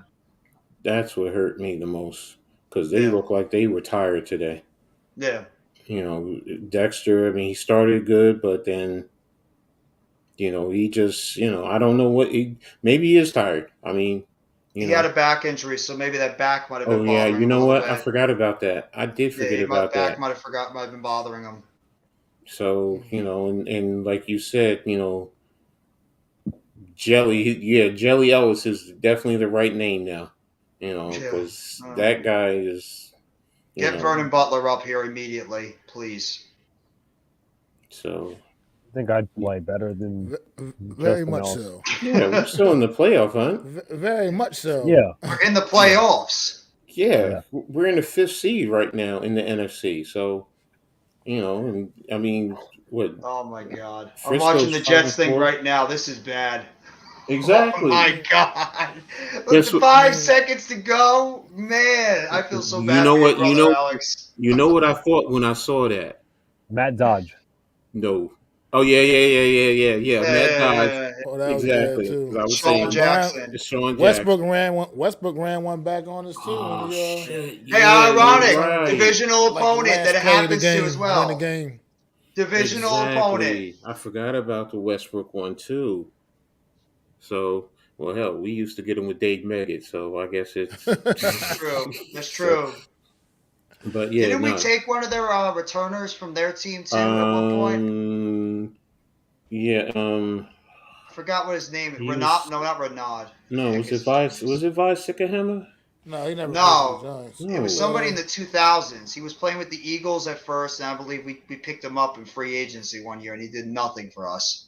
Forgot what his name is, though. He's a He wore returner. for some reason I see number 30 in my head. He did. He did wear number 30. I just can't remember his name. But he was a Brian, good. is it Brian Talking about Mitchell? Brian Mitchell. Yeah, Brian Mitchell. I think it was Brian Mitchell. Yeah. Well, he played for the whole NFC East. Yeah. Yeah. Yeah. Miz wants to Well, hop on. Uh-oh. did It should be up in the chat still, no. Miz. Walker didn't play for the then Redskins. That's right. He played for everyone else. If I had to predict what Miz is going to say, I think he's going to be the voice of reason and say probably we need to calm down or I don't know, maybe I'm. He might be. He might be the voice of reason. Mm-hmm. Hit Squad, if you want to hop on too, you could talk as well. It's Giants' unfortunate day.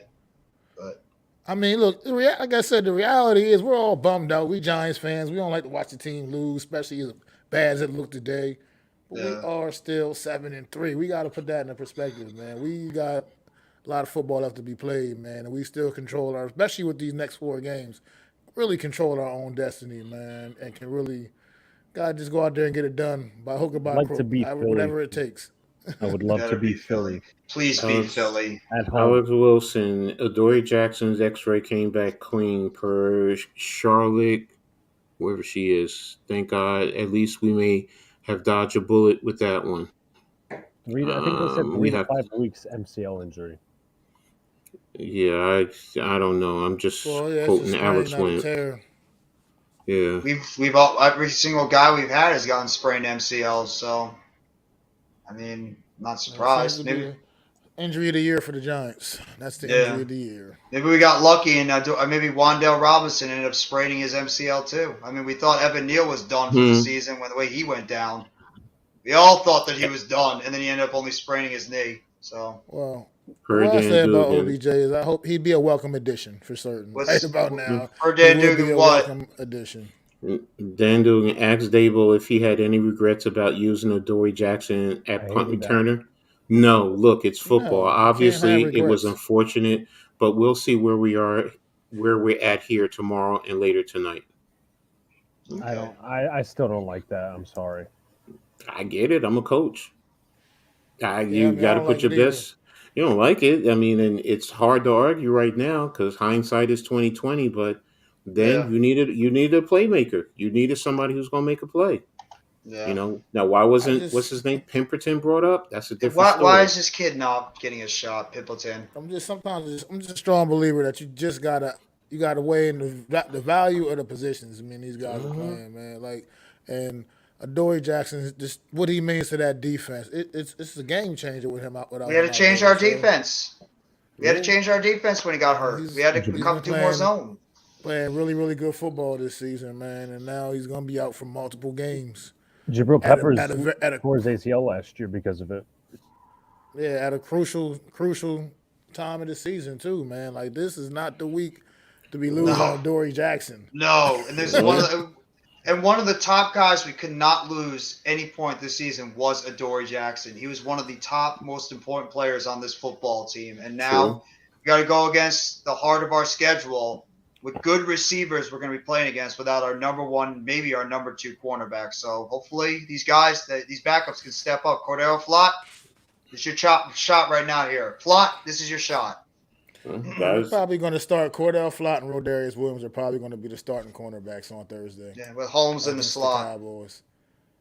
Cordell Flott and Rodarius Williams. Yeah, but Darnay on the slot too. Wow. Maybe Nick McLeod. No, maybe. Yeah. Or Shane continues magic and finds something on the scrap heap. Is there anybody even out there?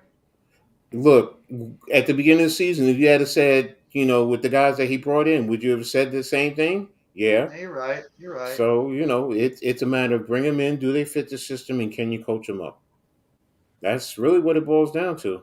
It's just that everything happened in the game. Yeah. So right now it's number one, what's the cap situation? So, and from there, can you get these guys brought in? What's their prorated amount per se? to finish out the season, or are they going to be practice squad guys that you can bring up and Comes the down? Miz. So nobody Cisco, what beats up, the Hit What's Squad? good, Miz. guys? Nobody What's beats the good? What's Miz. How you good, feeling, Hit? Hit Squad? I can't complain. Can't complain. How y'all boys doing? Yeah, Could be better. Could be had better. better days. Yeah. Yeah. I'm trying to just lock in on Dallas now, but it's this loss really wore me out. More or less from the injuries and not the loss in itself. Yeah. But not a good game today, like at all, Mm-mm. on any facet, in my opinion. I thought the defense the first half played okay, but after that, just I agree with you. I heard you guys talking about maybe giving Kayvon some help. I agree there, man, because I don't know when Aziz is coming back in this lineup. I don't even know if we know what's going on with Aziz at this point. Mm. Alex just mentioned it before that he might be activated off IR this week. We're gonna So- Well, need he's him. eligible. He's eligible to be. Uh-oh. You don't know if he is going to be. Uh-oh. And here Hey, is Miz. the Miz. Hey, Yo, Miz. what's good, man? What's good? What up, up, man? What's going on? What's going on, guys? I think, to be honest with you, I'm trying to hold my feelings back from being upset because we haven't lost many times this year. But what bothers me a lot about today, extremely, is these injuries that are going to blow our season. Once again, this turf, this cancer of a turf, it.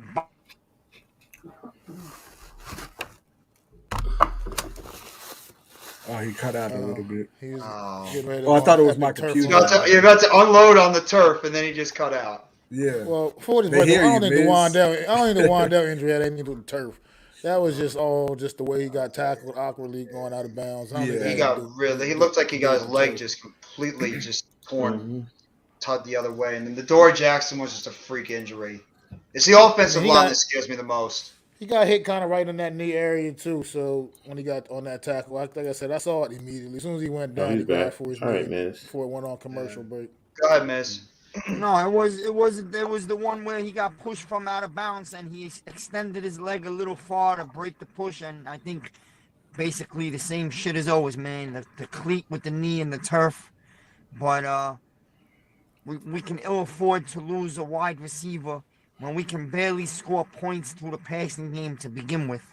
Okay, and now, yeah, I understand Odell Beckham's waiting out there, and we're probably gonna try to go after him, but what make you think Odell wants to come play on this turf after now he watches another wide receiver in a long fucking list of wide receivers tear their knees on this field? Yeah. What make us think that he want to come here? And Dallas is going to offer him more money, and then they're getting a nice big win tonight probably. And I feel zero confidence. I'm going to be real right now, man. I know we all like to sugarcoat it and be positive about the Giants. Oh, what a pass! Everybody Touchdown, like Cowboys. to be positive. And the Blue Crew, sometimes I get it into it with them because they're overly positive, But I like to keep it real. And I'm a huge Giants fan with my heart. And I'm really happy about the year we're having. It's a surprising season, and it's not over. It was just a beautiful pass on the outside by Prescott to Pollard down the sideline. I have to be honest, You Miz. gotta keep it real, man. You gotta keep it real.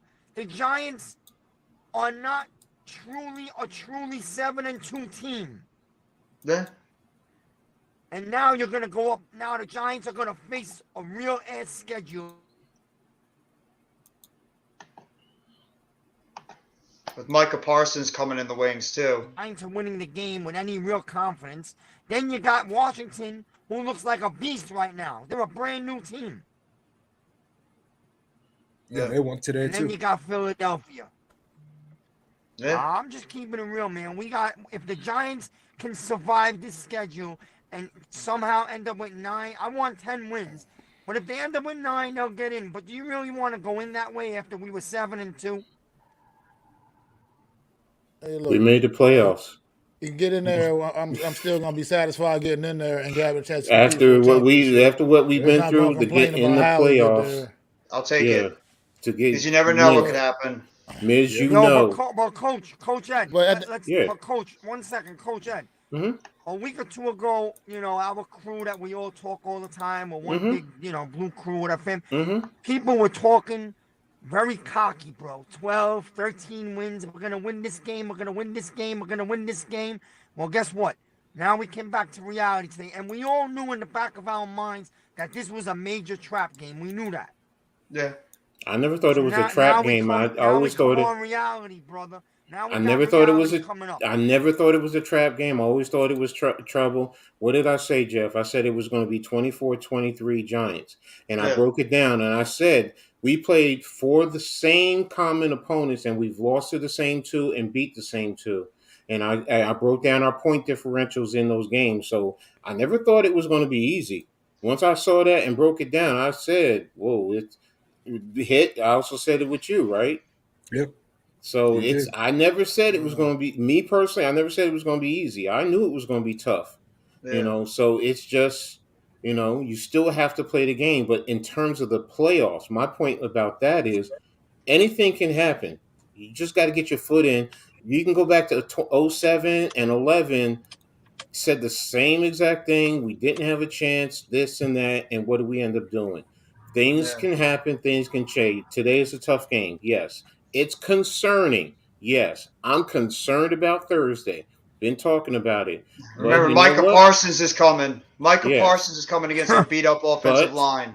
but in the same token, these guys are in the NFL. This ain't Yeah. college.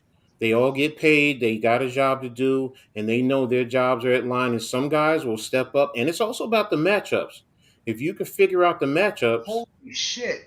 Pollard's got 165 yards in the game with 2 touchdowns. Minnesota's offense stayed 98 yards, no touchdowns. so Pollard's out has we more knew. offense than the Minnesota yes, Vikings. exactly. So what you're saying. There's a lot of truth into what you're saying, Miz. But in the same token, we can't be completely doom and gloom I because No. Yo, So I'm very worried because I'm yes, not yes, because not because oh, look. not because we lost. Hear me out for 1 minute. Not yeah, because we yeah. lost today. That's not why I'm worried. You're gonna lose a game now and then. We're Mm-hmm. still well ahead of what we all might have thought Mm-hmm. back in the summer. I'm happy with it, but I am scared to death because we lost major pieces today. We don't have anything to replace those guys. Adoree Jackson, why the fuck is he returning punts? We spoke about this a week ago. Mm-hmm. Okay. Got a Well, point now there. you got the consequence of putting a star corner at returning punts. Okay. We all saw it with Seahorn many years ago. Now you lost Robinson, a key receiver that was emerging. Now Yeah. we don't even have receivers on this team. We cannot Slayton, and that's afford it. to lose those 2 players. That's what scares me. You're not going to be able to plug in nobodies and replace that now. It's a huge blow to our season. I will say this though. Yeah, you Yes, said- let me say this. Yes, what you're saying, I understand what you're saying. So please don't think I'm trying to discredit that or diminish that. I'm not. But on the flip side, a lot of the guys that they put in, we all said the same thing. They're really getting a lot out of these guys. So I have to wait until I see what Shane brings in, because he has to bring somebody in to Yeah. put in there to coach up. Because if Adoree Jackson is gone 3 to 5 weeks, somebody's going to have to come in to fill his spot. Yeah. How do you coach up what we have? But yes, what you're saying, the concern, yes. Me, I'm not scared of nobody. I'll always stand by that. Mm-hmm. You want to call me arrogant, cocky? I can't be afraid of no team. Because you can get hurt just like I can get hurt. You can get beat on the field just like I can get beat on the field. You can get out coached just like I can get out coached. Do I have concerns? Yes. Do I have respect? Yes. I'm not scared, afraid of nobody. And I've always been like that. I was trained like that. And as you know that too as a former player, you can't be afraid, because when you're afraid, you set yourself up to either get hurt or somebody else to get hurt. Concerned? Okay, I'll give you that. That's fair. That's fair. That's Concerned. 1,000%. Look at it That's like the this. word Do it right look there. good- I'm very do it look concerned. good on paper? It don't look good on paper. No, But exactly. but the game played on the field. Yeah, And, exactly. like Yeah. you Yo, but already Mac, said earlier, Mac, it these don't guys look are good on all. the field, Mac. It don't These look good on guys are the all field, Matt. professionals, though. So what it comes down to is people just got to step up, man. No matter what it Matt. is, they just got to. I get it. I hear what you're saying. Like I said, Mm-hmm. obviously, when you just right now, how we can look at it doesn't look We're good. emotional. Yeah. But at the same time, we gotta work with what we gotta work with, man. That's what we gotta do. We gotta go out there and figure out a way to get it done with what we got to work with. We all Miz, know what it looks let me ask looks you like this, on Now Miz. my paper, but concern, my concern is this: we don't have a starting corner, and I saw Wow. as soon as Adoree came off the field, I saw the Lions go right after us through the air. Mm-hmm. Mm-hmm. The smart coaching. So right now, okay, it is what it is. That's what we have. So what do you suggest we do? absolutely I don't have an, destroying we don't Kirk have an Cousins. answer for it, man, because Yeah, we don't really have Dallas is destroying this who's going to Minnesota start offensive at corner. line. Flock, It might Flott, have to be Rodarius to Williams, Williams, Nick but McLeod. you Not for have to. nothing.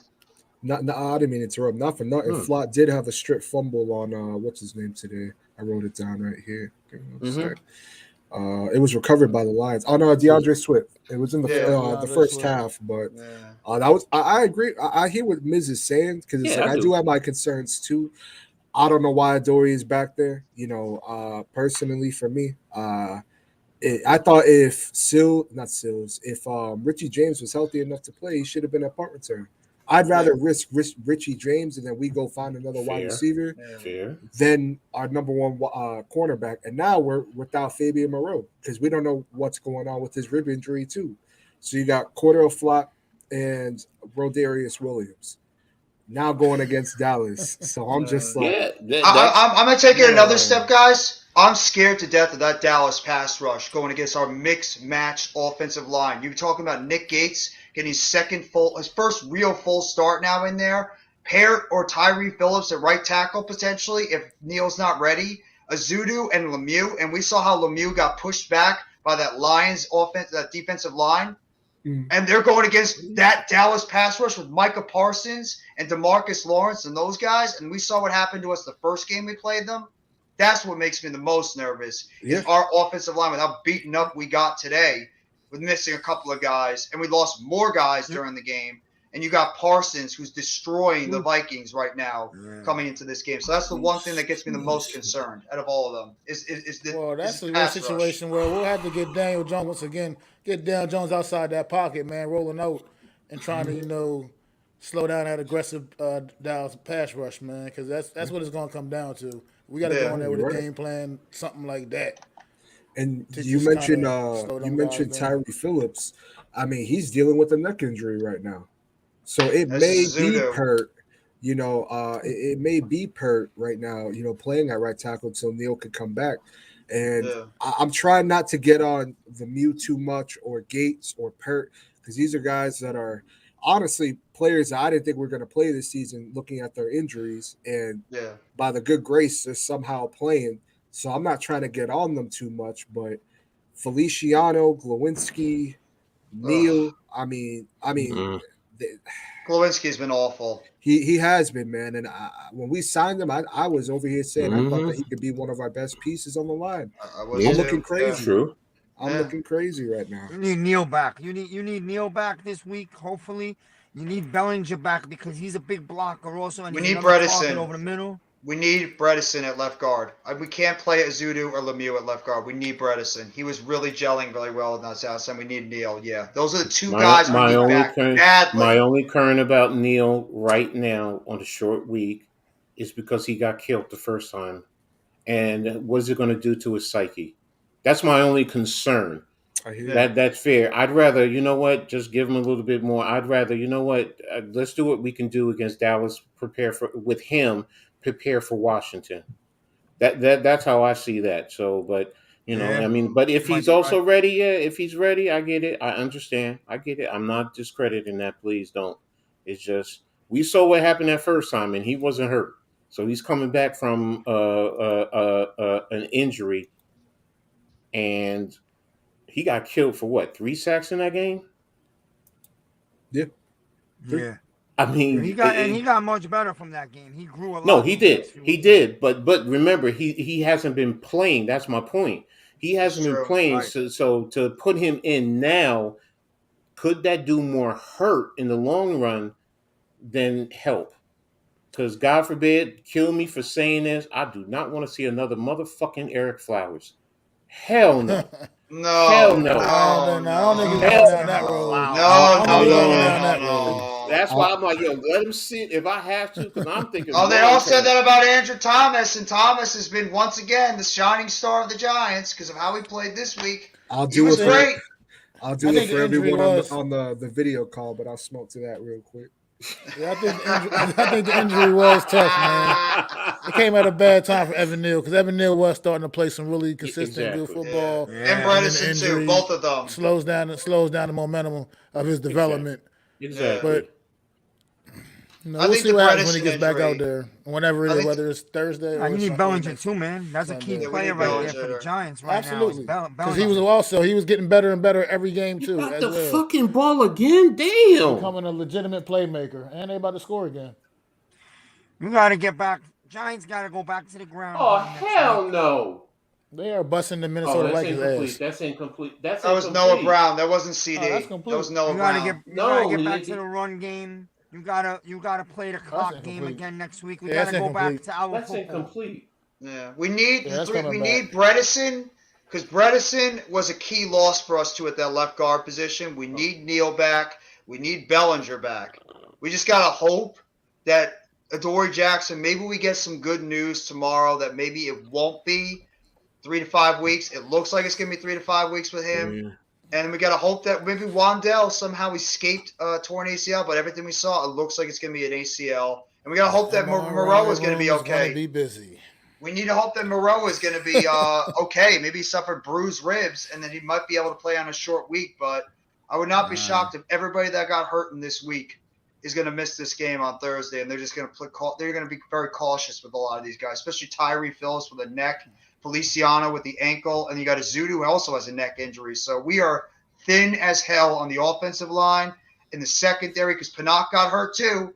But that's another thing. We're thin at safety. We have 2 active safeties right now with Belton and Love. And if you want to say Collins is a safety / linebacker, we are thin as hell in the secondary. We're thin as hell on the offensive line. And besides Darius Slayton, we have no wide receivers at all. We have Kenny Galladay. We have Kenny Galladay. Yeah, I'm sorry. 2 catches. What freaking do? Yo, Miz, bro. That's too funny. I love you, bro. Chill. What up, bro? All right? Chill. Relax. I am chill, but I think, listen, man, I have my opinions. No, I get you. I respect it. I think the Giants are walking into a beatdown Thursday, but listen, that's just me. Maybe I'm wrong. But no, we are. We may and that's be okay, walking man. into Even a if you beat get beat up Thursday, it's not the end of the year. If you're gonna, like you said, if you're gonna save guys to get healthy for Washington in 2.5 weeks, then that's more important because it's the long run that matters, definitely. Mm-hmm. Yeah. Mm-hmm. I mean, for me, I'm just odd. What were you saying, Jack? I apologize. I was just saying real quickly. I was going to suck losing to Dallas twice again. But go ahead, Hit. I just want to say one thing, Hit. Yeah, I'm sorry. Go ahead. No, go ahead, Hit. Go. Oh no! All I was gonna say before I was gonna say what I was gonna say, I'm gonna just kind of bounce off of what Jeff was saying. You think it's gonna suck, Jeff? I'm literally flying out Tuesday to go to Dallas, and my girl, as y'all know, is a whole Cowboys diehard fan, and I'm watching the game with her and her family, who are all Cowboys. So how do you think I'm gonna feel in that game? That Turkey Day is not going to go down well, bro. Might not go well. They got me helping cooking, so I'm gonna be pissed and hungry. So yeah, but all I was gonna say was, damn, I'm not gonna lie, the joint got me. I'm gonna take it up. Liz, you got that. I forgot what I was gonna say. Damn it, Jeff. I forgot what I was gonna say. I'm sorry, bro. It ain't your fault. My bad. You good. What are you gonna say? I gotta say something, man. Because when you give credit, and when it's time to take away some credit, you gotta do that too, man. You gotta be balanced, and especially all of us as content creators.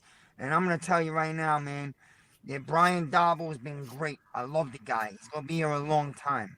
For the first time this year, Dabble dropped the ball big time. Okay, I'm angry at him, because I know he knows better. Putting Adoree Jackson at punt returning was the biggest liability that this guy took this year. And it backfired. And we all know I don't give a shit. He shouldn't have been back there ever. Never. James dropped 2 balls in Seattle. I get it. You should have went back to him the next week against the Texans. There was no reason for him to be sitting on the bench.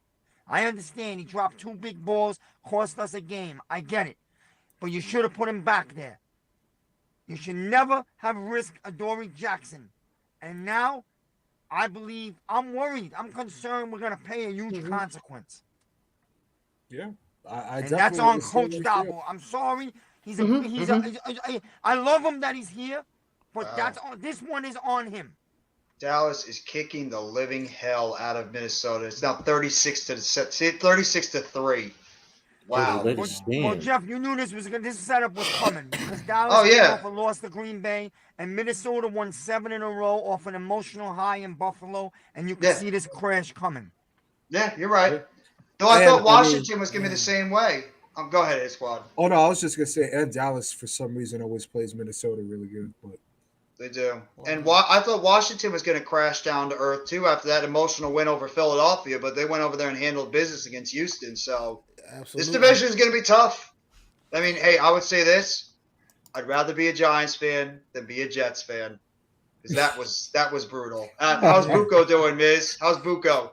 Oh, he's crazy. I shouldn't have said what I said. I said typical Jets that put a knife in their fan base's heart. The way they lost. Oh, man, that is brutal. Well, that is brutal.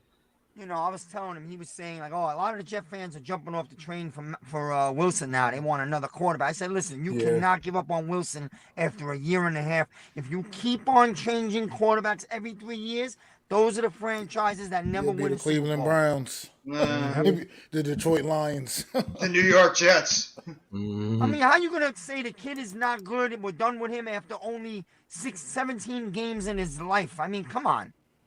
T. Higgins. Sure, another year. Give him another year. I mean, it's a young team. I mean, he's a young kid. You know, Belichick is good at this, so.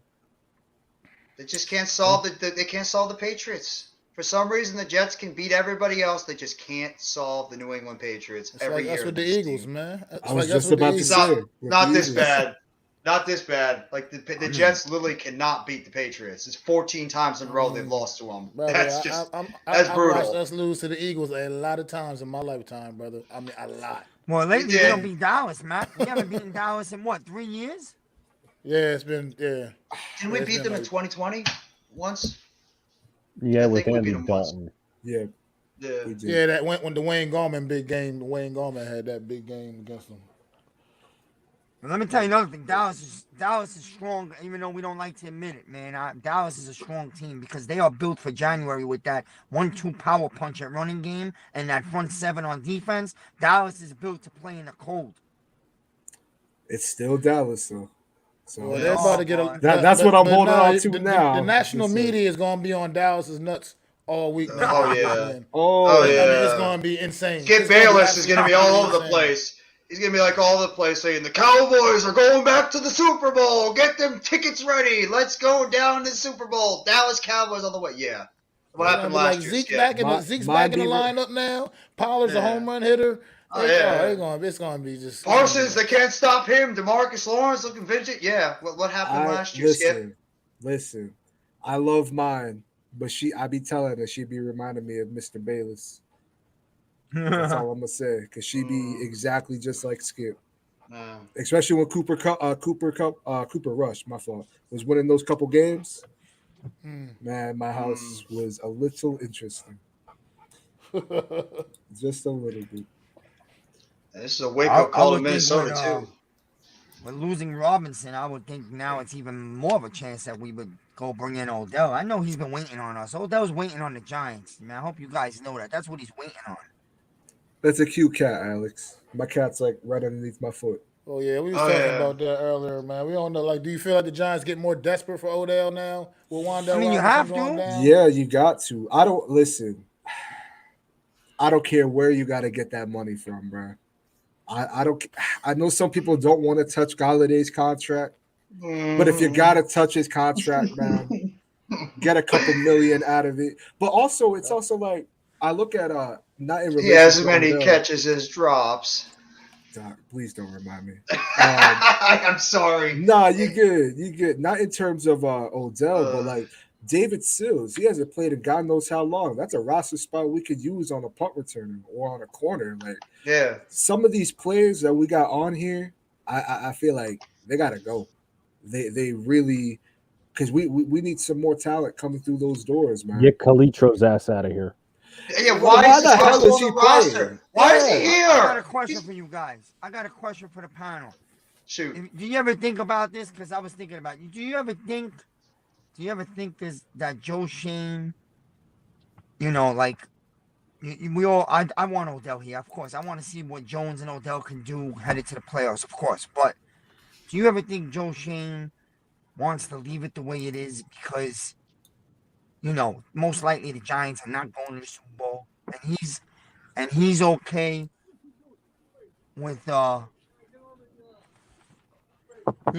with losing. He's okay with losing. Not making a long run because basically he wants to set the team up big time next year. Has that crossed anyone's mind? That I don't know. like the Giants, not sabotage the team because they ended up having a better year than they expected. But at the same time, he's not trying to improve this team to try to make a long run. He's just going to leave it the way it is. Mm-hmm. You know what I mean? Because next year's I the hear what real you're saying. draft where the Giants are really going to put together a real strong team. You know what I mean? He wants sustained success. That's why. Yeah. Yeah. Sustained There you success go. is better You than can't- this is not sustained success, unfortunately. No.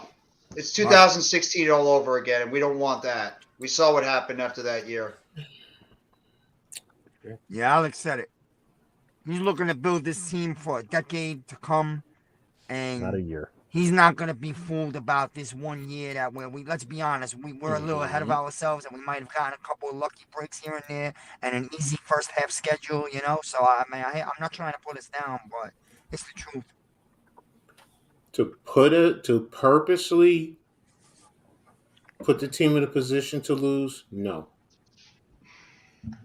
I just can't see it. Number one, we all learned from the Dolphins.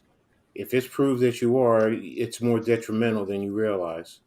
And I don't think Mara and Tish are going to go for that. Yeah. So now will he be practical in certain aspects of his approach? Sure. I mean, is he going, like I said earlier, as far as Neil, don't just put him out there on Thursday if it's going to hurt him in the long run. So yes, you're right about that. But to purposely lose, I don't think any GM is trying to purposely lose. An owner, yeah. GM, no, because in the end, that's your job. Because you lose, and they're gonna the owner will say, "Oh, thank you, you got me the first round draft pick. Oh, by the way, that's your record, so you're fired." Oh. Well, I'm not saying he's purposely losing. They're going to go with it, what's going this year, but he's not going to go out of his way to spend next year's money or picks. No, yes, I agree with that. That's why there was no receiver at the deadline. Yes, Yeah, yes, exactly. that I agree with. Yes, you're 1,000% correct, Miz. 1,000% correct. That yes, but that's what any smart GM is going to do because that's business. That's being a businessman. But Cousins been sacked 6 times and knocked down 10 times. Their offensive line is getting absolutely destroyed by this Dallas how many pass sacks rush. Parson has this year? He's got to be close to over double digits. He's got to be double digits. I'm going to say this: how many pressures and quarterback hits does a player have more than sacks? That's what I look at. Right, because those set you up for, and how many of those lead to turnovers? Let me put it that way, because that's taking away drives from that opposition and giving your team momentum. So he's got 8 sacks on the season right now with 1 forced fumble. Alex, are you able to track that? The quarterback hits and pressures leading to turnovers. Leading to turnovers, I can't really see, but he's got 14 quarterback hits on the season. He's got 21 pressures, and if you include this game, I can't track the pressures for this game, but add 3 to the 14, so he's now 17 quarterback hits. He's got 10 sacks, and he's also got well, I can't count the pressures, but yeah, so 10 sacks and Yeah. pressures and all that stuff. See, we always track that stuff. We always track, your pressures. Did it lead to a turnover? Your hits. Did it lead to a turnover? Because when we talk to our players, that's what we always focus on more than the sacks, because a sack.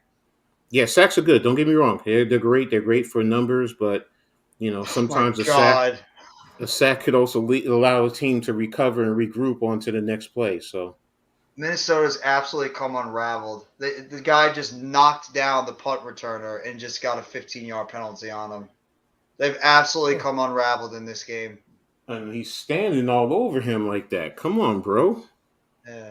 No, he knocks him on the ground, and then he stands over him, taunting him. It's just, and Dalvin Cook just got called with a taunting earlier. Yeah, I saw that. Yeah. Yeah, I'm watching it here. This is I mean, geez, it's a bad game by Minnesota. Yeah. Hmm. Minnesota's having their crappy ass game this year so far against Dallas. I don't know if they weren't prepared or just like Miz was saying before, Dallas was just teed off about the game that happened last week, and they're taking out all their frustrations on Minnesota this week. Interesting. And it's Didn't every see that single one coming, play. Not at least not that way anyway. I'm not No. surprised the Cowboys are winning. Just surprised they're busting their ass like that. It seems like every single play that the Cowboys are in the backfield knocking down or sacking Kirk Cousins. Every single play I turn my head to watch the game, he's on the ground. He's just getting knocked down or sacked. It's their offensive line can't hold up. Kirk Cousins doesn't even have 100 yards passing. No. And he's got receivers named Jefferson, Thielen, Hawkinson. But Pollard's outgained him, I believe, by himself. The entire Vikings offense is being outgained by Tony Pollard. But Daniel Jones is the worst quarterback in the NFL. Hey, 300 yards. Everybody wanted 300 yards passing with Daniel Jones. You guys got it today, and we lost. You wanted 44 yards times he drops back and throws it. He did it today. We lost. Yep. So I also got to say this much too. I said that this Hodgins guy was just a guy, but he's looking pretty decent out there. I mean, despite that fumble, but outside of that, I mean, it seems like him and Jones are developing a little bit of a chemistry he's a number too. 2 wide receiver right now. He reminds me of he seems to have some reliable hands. I will give him that. His hands seem to be pretty reliable. What's his name who got hurt? Colin Johnson. He kind of reminds me of him. A little bit, yeah. Colin Johnson would have been our number 1 this year if he stood healthy. Oh my God, yeah.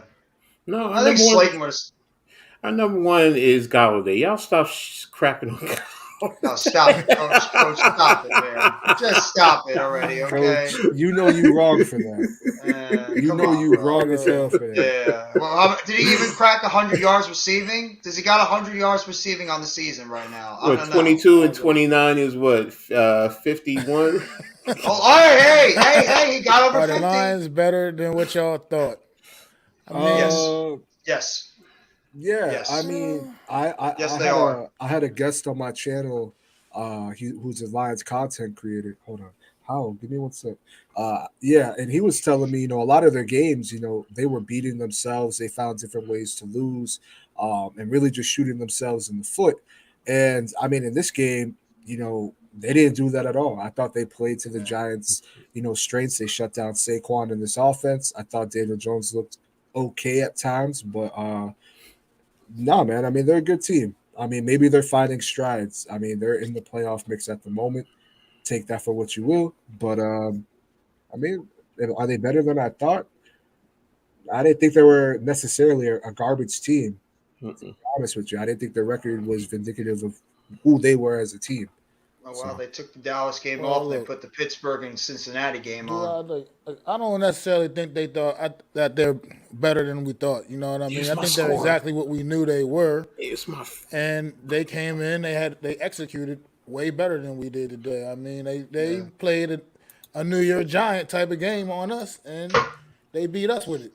They beat us at our own game is how I feel like. I mean, like I said, you look at their box score, you would look at that, and that's a typical carbon copy of a New York Giants box Mm-hmm. score throughout this whole season. So they Yep. beat us at our own game. They out executed. They came in. They clearly said, Saquon Barkley, you're not going to beat us. They took him completely out of the game. I Yep. mean, they executed today, and I just gotta give them their props, man. They came in as a better. They were just a better team today. Imagine when they get Jamison Williams back. Remember, they're playing without their first-round pick, who's been out Yeah. all season. That stud wide receiver from Alabama. So you talking about Amron St. Brown, what he's doing. You put in Jamison Williams on the other side. Now you got yourself something in terms of a couple of wide receivers you can count on in over there in Detroit. So I think Damn when right he about eventually that. gets back, when Jamison Williams gets back, it's going to help out that offense so much more. So, yeah, I think Detroit was a good team. I didn't think they were going to be a great team, but I think they're starting to hit their stride now. It's the running game and their defense that's picking it up, and Jared Goff's doing enough right now to win. So, kudos to them.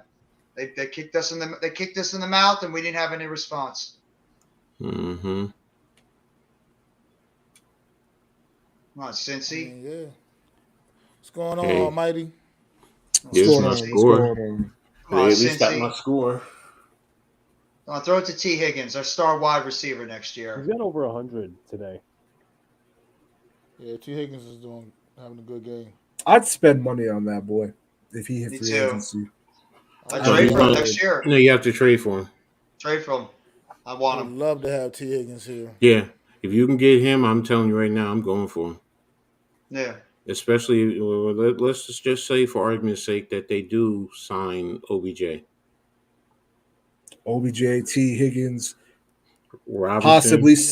possibly Slayton, Wandale, Yeah. whoever they take in the draft too. Yeah, I wouldn't mind a scenario where kind of like Tennessee, during the draft, they send Philadelphia their first round pick, and Philly uses that on a wide receiver. Oh my God, other way around. I apologize. Cincy. Yeah, my bad. Y'all know what I mean. But I wouldn't mind that kind of a scenario either. Wow. Considering, depending on where the Giants are drafting too and who's there. 9 catches, 148 yards in the game for T. Higgins. He just made another catcher over the middle. Mm. Yeah, I'm glad you're happy he threw for 300 yards, Almighty. We're glad you're happy. You happy about they lost? You happy? Damn it, Almighty. I hate Almighty. Why do you do this to us? Seriously, I'd rather you say fuck the Nets than talk about this, please. I mean, come on, bro. I would try to get T. Higgins though. I think he'd be a good answer at that wide receiver position. You have to think about it too. If Wando Robinson tore his ACL towards the end of this season, there's a guarantee he might not even be ready for next year. He might be put on the PUP list because it takes a while for those guys to come back from an ACL injury. Yeah, I would say so. Yeah. Robinson might be on the PUP list starting next season, so it's not even you can count on him. Shane is going to get killed for that Wandale pick then, if that's the case, because you know who he could have had instead of him. Yeah. What's that? Sky Moore. Because he passed on Sky Moore. He passed on him. And so what am I giving up for Higgins? A first round draft pick? Depending if we're late in the first. But definitely a second round draft pick. Oh, I'd do a second in a heartbeat. Yeah, second round pick, sign me up. Sure. But if we're, 25 to 32, would you give up that first round draft pick for him? That's basically. I would definitely consider that too, because that's basically a second round pick almost Yeah. at that point too. Yeah. I'd do it. That's why I said I wouldn't mind a Philly situation when they traded with Tennessee for AJ Brown. Because that changes the whole dynamics of the offense. Yeah. No, not first and a second. No, not a first and a second. That's No. too much. No. A first or a second, Almighty. We ain't crazy. Yeah, no, we're not giving up a first and a second. That'd be a little nuts for a wide receiver. It's first or second. Okay? Just so I'm clear. I'm not giving up a first and a second. There's not one damn receiver in the NFL history, not even Jerry Rice, who I'm giving up a first and a second for. First and a second for. Eagles gave up a first and a fourth for AJ Brown. Exactly.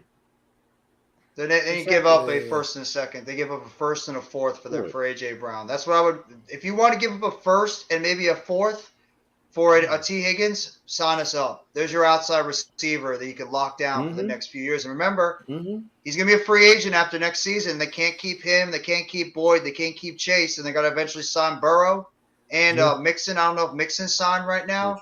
So T. Higgins is the odd man out unless they decide to pay both Higgins and Chase, which I think that'd be nuts. That'd be crazy. You never know. You can't pay. You're not going to be able to pay both of them because they're going to both command huge salaries. Well, Seattle did it. They get paid both Metcalf and Lockett big deals. But look at the quarterback. And then didn't they also let whatchamacallit go because they couldn't pay all three? That means you're going to let Burrows go. Yeah. If you do that, you're going to have to let Burrows go. Well, yeah. You ain't going to be able to pay him. Absolutely. You're right. Is Mixon paid or is he a free agent? I'm going to check now. I don't think he's making – hold on. Give me 1 second. Because T. Higgins might be listed as number 2 on their depth chart, but T. Higgins is very much a number 1 wide receiver. Mixon's out with a concussion. That's why I didn't see him out so they actually have Joe Mixon signed under a 4-year, $48 million contract, $10 million signing bonus with $10 million guaranteed. Exactly. That is a steal for Mixon. Yeah, that's not bad. For the production they get out of him, that's not bad. Yeah. He had, 1,000 yards last year? Even with almost 3 wide receivers with 1,000 yards, he still put up like 12 or 1,300 and was good in the I think Boyd's got like a couple of years left on his deal, 1 or 2. No. He's only making $8 million this year. That's crazy. That is crazy. Got to make you think what Barkley's going to get in the offseason, too, when he gets his deal. Yeah. And they're talking contracts, too. We will see. Chase has what? Done. Well, he still has some time because his 5th year's in 25, so. Yeah. He's still got at least 2 or 3 years to go before he's even a free agent. Because Higgins was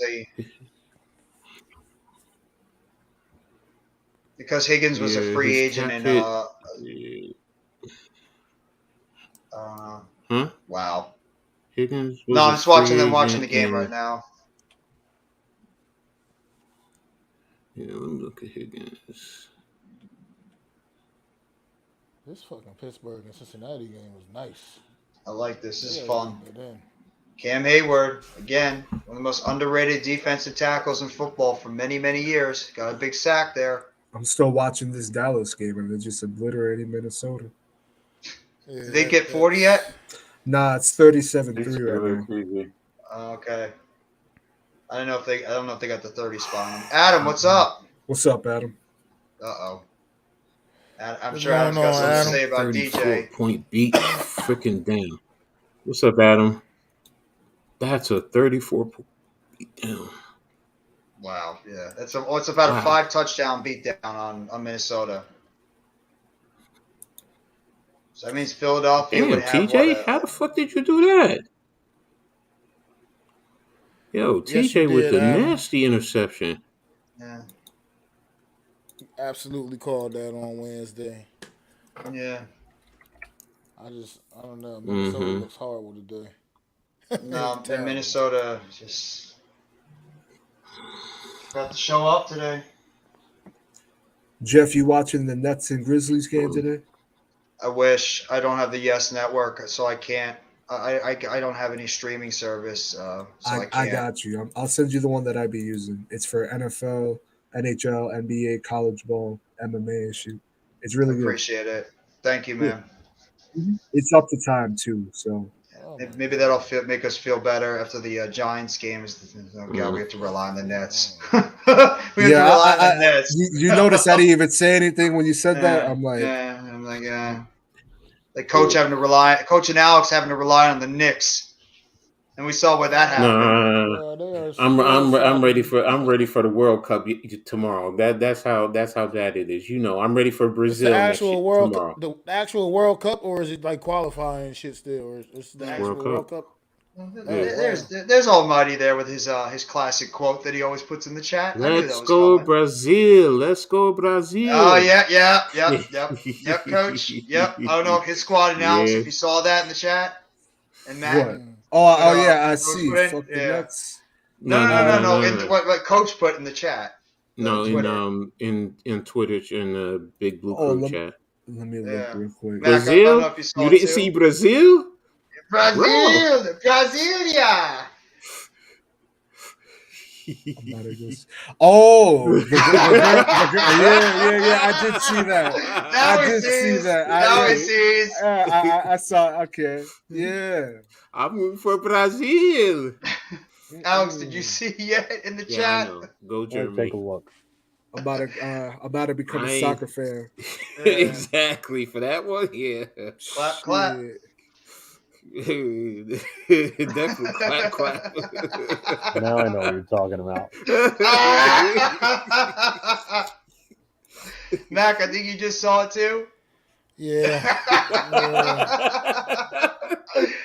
Mac's gonna go right out and get that Brazil jersey. Every guy's gonna Yes, indeedy. was Brazil playing? Yes, Okay. indeedy. Yes, Like, indeedy. wait a minute. Can I get a plane ticket to Qatar, please? Please. Expeditiously. Right this Man. That put a smile on our face today. Easily. Yeah. Thank you, Brazil. Why is Cousin still in this game getting hit and tackled? Yeah. Okay, that Jeff. is crazy. I'm actually wondering that too. That's Might Jeff go sit Schwartz. down. Jeff Schwartz just said it. So Yo, wait, my bad. Injury news. Micah Parsons in the medical tent after getting rolled up. Oh. Ooh. Okay. Ooh. I mean, look, I'm not going to root for somebody to be I'm hurt. not either. No. That I would- know. that No. would be- Yeah. That would be a big break, No. but that would be a big break if Yeah. he's not available on Thursday night. Just Why is saying. he still in the I game? mean, just Literally, the first comment is, "Why the fuck is he still playing?" Yeah. Excuse my language, Matt. No, you can say it. Why is he in the game? Take him out. I don't Bro, get it's Why- 37-3. Why is that? Why is Dak playing still? Is my question. Yeah. I mean, actually, let that boy play. Yeah. Put Zeke out there. Let him go out there and you get hit more times in the middle of the field.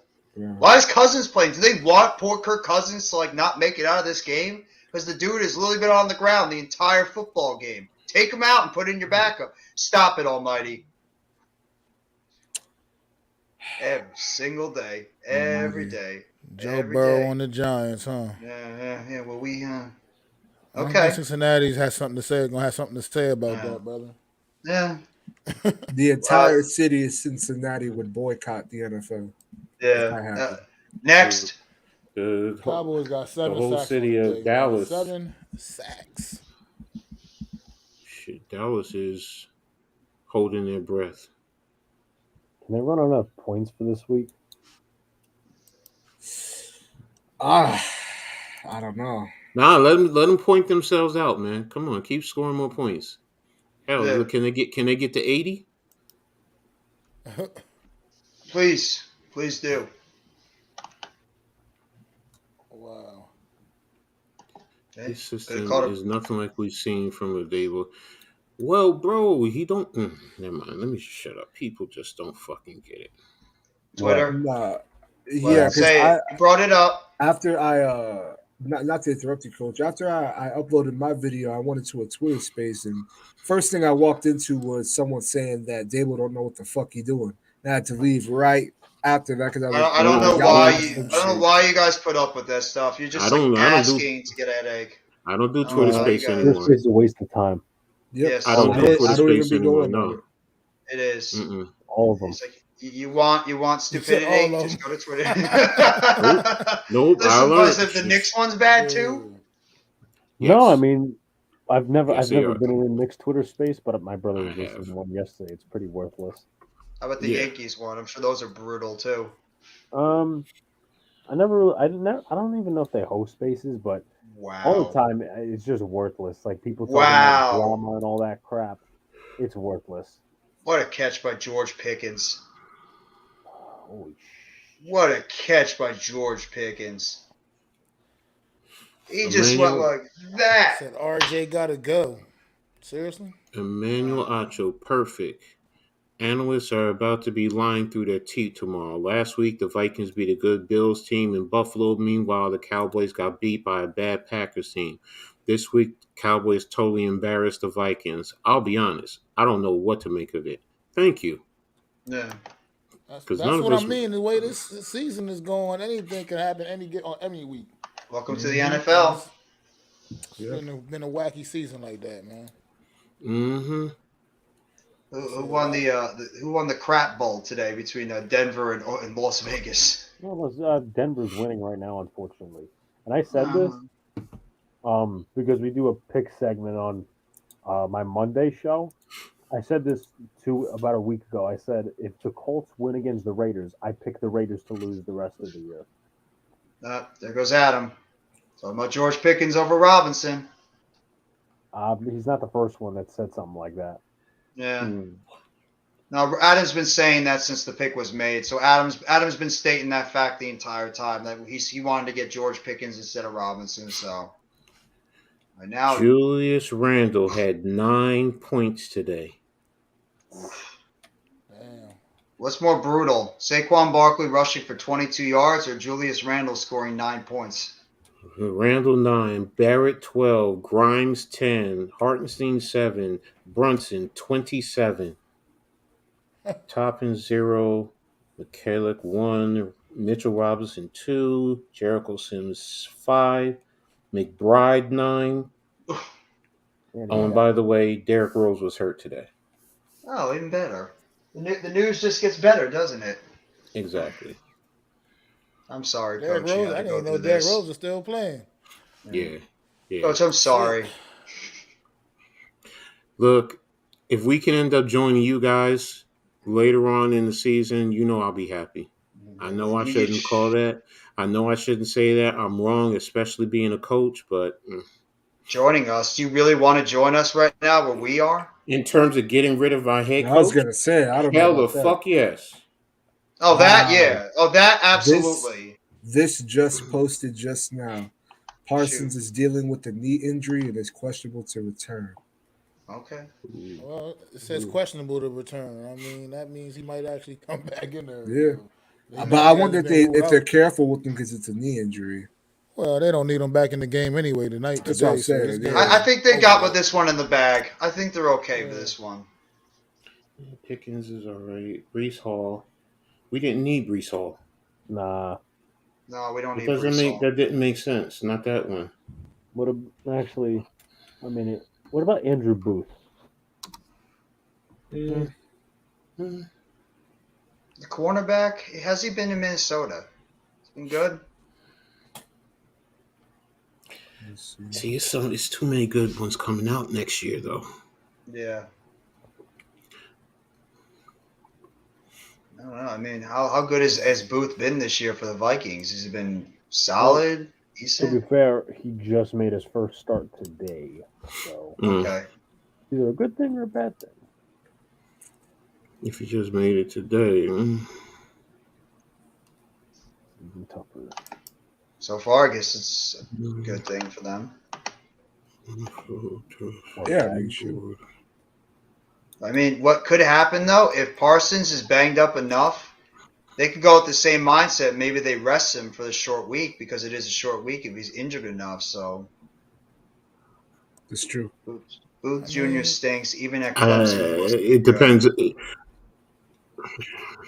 It depends on how bad his injury is, because it's a division game. It's Thursday, Thanksgiving. Mm-hmm. Yeah, man. It's a big Yeah, I one. mean, you're right. I mean, go ahead. You really think they'd be looking forward to play ahead. him against the Colts at home on NBC? I mean, they got 2 primetime games in a row, so Yeah. I would play him against the Giants to just shove it right up our arse. Oh, yeah. Wouldn't that just be wonderful?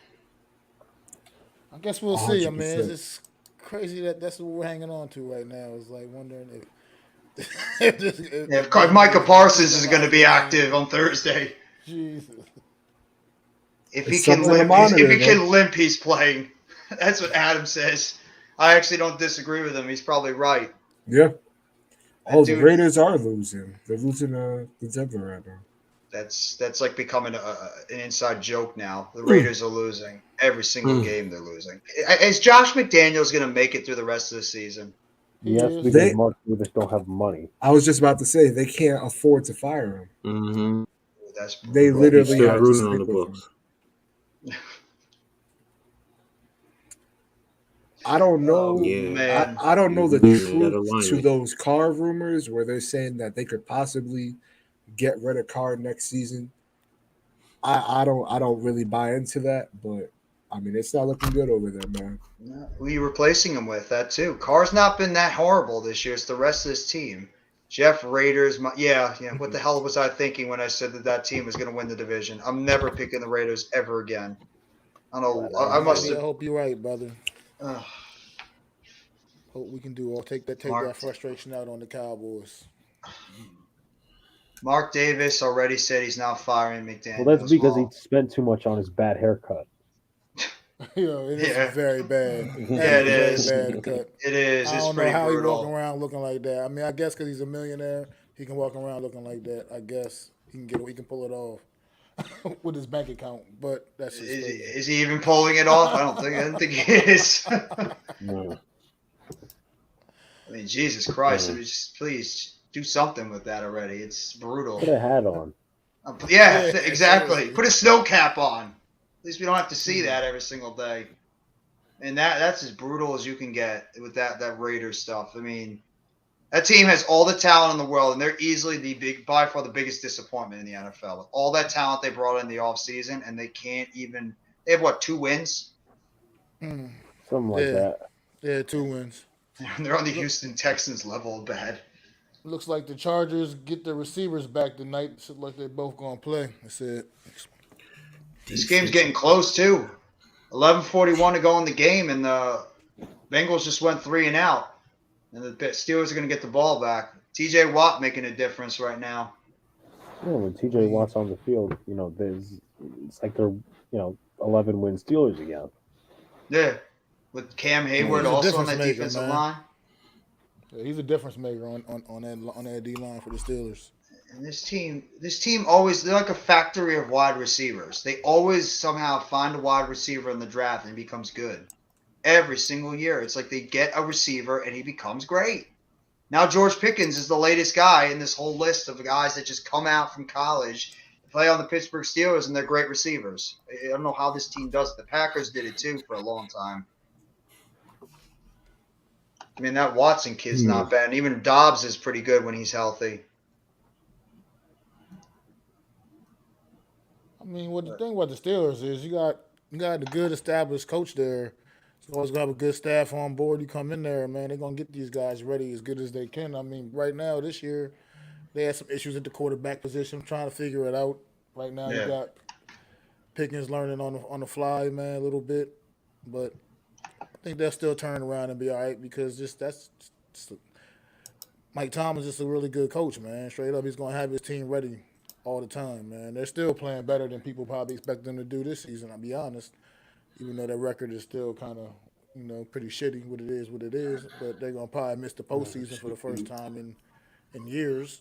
Yeah. So, Adam, I don't want to poke the bear on you, Adam, but what do you think about Daniel Jones' performance today in your reality? I want to know Adam's opinion about Daniel Jones because we know he's one of the most critical people when it comes to Jones. So I want to know his honest opinion about it. Side note: the game that nobody cares about is now tied at 16, possibly heading into overtime. Are you looks that serious? way with only 16 seconds left, yeah. The Broncos and oh my Lord. Are they trying to outsuck each other? You get an extra session of the Broncos and Raiders, baby. Let's go. Yeah, let's go, baby. How can we not be excited about Nathaniel Hackett and Josh McDaniels taking their teams to overtime? Unless Russell Wilson about to throw the long bomb.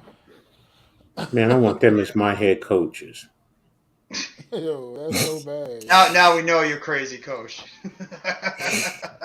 They are both so bad. It's terrible. My numbers, yeah.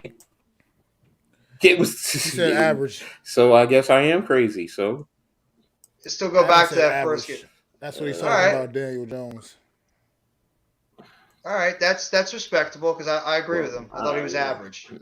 That was mid today. Pittsburgh would have their first losing season since 2000. That's crazy. First Yeah, I mean, losing that's what I'm season saying. since Talking about 2003. it's a great franchise. It's always been a well-run football team. 3 coaches. Come on, 3 head coaches in this team's existence. Give me a break. It's them in New England. We've had Them 3 in New coaches in England. the last. We've had 3 coaches in the last 5 years. Yeah. Like, And the Jets too. The Giants and the Jets have had head coaches. Like it's like head coach carousel over there with both those franchises. Oh, nice run there by Najee. Giants and Jets go through coaches like we go through underwear. Yeah, that's true. Like we go through wide receivers. Yeah, that's even more true. I swear to God, that position has got to be cursed. The Giants wide receiver position. If I'm a wide receiver coming to the Giants, I'd be nervous as hell. I'd be scared coming to this team. Every single time it seems we draft or bring in somebody and get hurt. This is like it's insane. Well, maybe I can go through my league in my former league and see who I can sign up and be their agent and call the Giants. Yeah. one more play in regulation. See what The only guy that's 40-3. escaped it is Slayton. Slayton's the only guy that's bucked that injury trend. 40-3 Vikings. Say jinx or not, but I yeah. just saw I was muted. I'm knocking on wood right there, Jeff. Yes. Yeah. You know what? I just realized that they're wearing the old school Broncos helmets and shit, jerseys. Orange Crush. Even it's not going to help him. The Saints uniform today, it was like their throwback. That looked really nice too. I like how Max just watched it and says it casually. Oh, that's terrible. The old Denver Broncos. Oh, they suck. The John Elway. Most unwatchable football team of all time. The Raiders and the Broncos are both.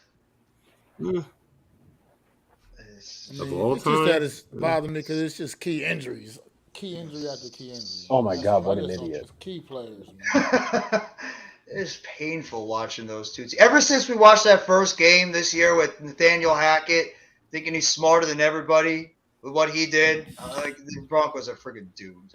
He cursed the season right there, right immediately, week 1. He Like, I gave up on week 1. I'm throwing it away. And he went out there and said he was playing for a 64-yard field goal attempt or whatever. Yeah. Nobody does that. That's not a thing. You don't play for that. That's just what you do because you ain't got no other option. You don't set your team up for that situation. That's Coach thought we were nuts when we told him that. Like he thought we were nuts when we mentioned him that. Saying like, no, Coach, go watch. It happened. Nathaniel Hackett did the unthinkable. He decided to go with a 64-yard field goal over a perennial Hall of Fame quarterback. And look what's happened since. Kitchen nightmares. Or did he know That's something for that we sure. don't know? Because Russ hasn't been playing well either. So, But I mean, that's what I'm saying. How do you He overthrow messed it that? up. He messed it up the whole time in the beginning, right there, with that decision that just put the whole thing in motion for Russell Wilson to have the season he's having. It's just terrible. Almighty, you are so right. They gave up so much for Russell Wilson. This is stupid. They're talking about a team looking for a quarterback. They have not. Osweiler, Paxton Lynch. We go down. What was that? One quarterback there, Drew Lock. Who was that other quarterback they had that replaced Pat Kelly? Came after Paxton Lynch. He had the interesting name. They signed him after he was with after he backed up what's his name? I think it was the Jets. Peyton Manning. What Brock Osweiler. Oh my God, Brock Osweiler. No, it was another guy too. He took over for Paxton Lynch when Paxton Lynch was Trevor Simeon. That's it. Trevor Simeon. When Paxton Lynch didn't know how to throw a football to his wide receivers. You want to talk about a crappy draft class, guys? How about that draft class with Carson Wentz, Jared Goff, and Paxton Lynch? You want to talk about brutal? Broncos country, let's hide. Dak Prescott was the best quarterback out of that draft. It's not even close. Can you imagine? Round pick, I think. Yeah, that was a 4th round pick. Can you imagine if? But then we wouldn't have Daniel Jones. So many other teams passed on him. So Yeah, that's right, Matt. Adam, greatest class ever. Like the Locker and Ponder and Freeman class that came out. I think it was 2009. That great quarterback class. It was like Jake Christian Locker, Ponder. Christian Ponder, and even Paxton Lynch is a bench warmer in the USFL. Dude, he's just he's bad. That's embarrassing. No, That is yes. embarrassing. Yeah, exactly. He is. Ooh.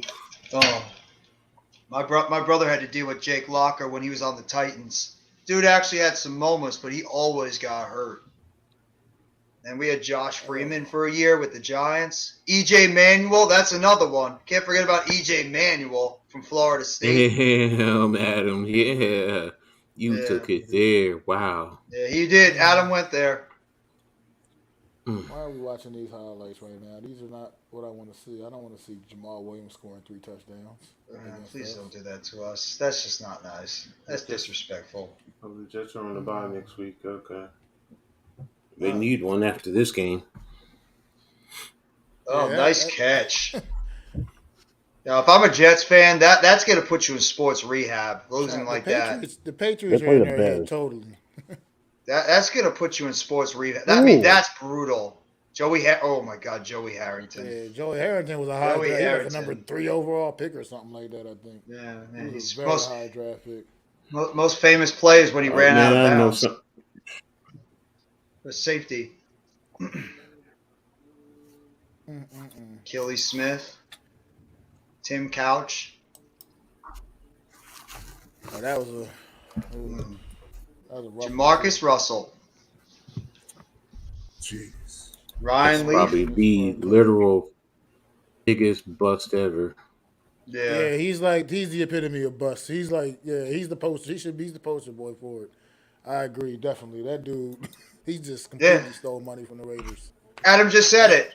The Jets game was like the Eagles game where Westbrook returned for a touchdown, or the Deshaun Jackson game where our idiot punter, Matt Dodge, decides to kick the ball to Deshaun Jackson when he specifically said, Tom Coughlin, don't kick the ball to Deshaun Jackson. Okay, coach. Kicks it right to him. Yep. Then he got his ass cut. Yeah. That game broke me as a fan. That play by Deshaun Jackson. Seeing him do that double dutch or whatever it is in the back of our end zone to lose. I've never been more depressed as a fan than that happened.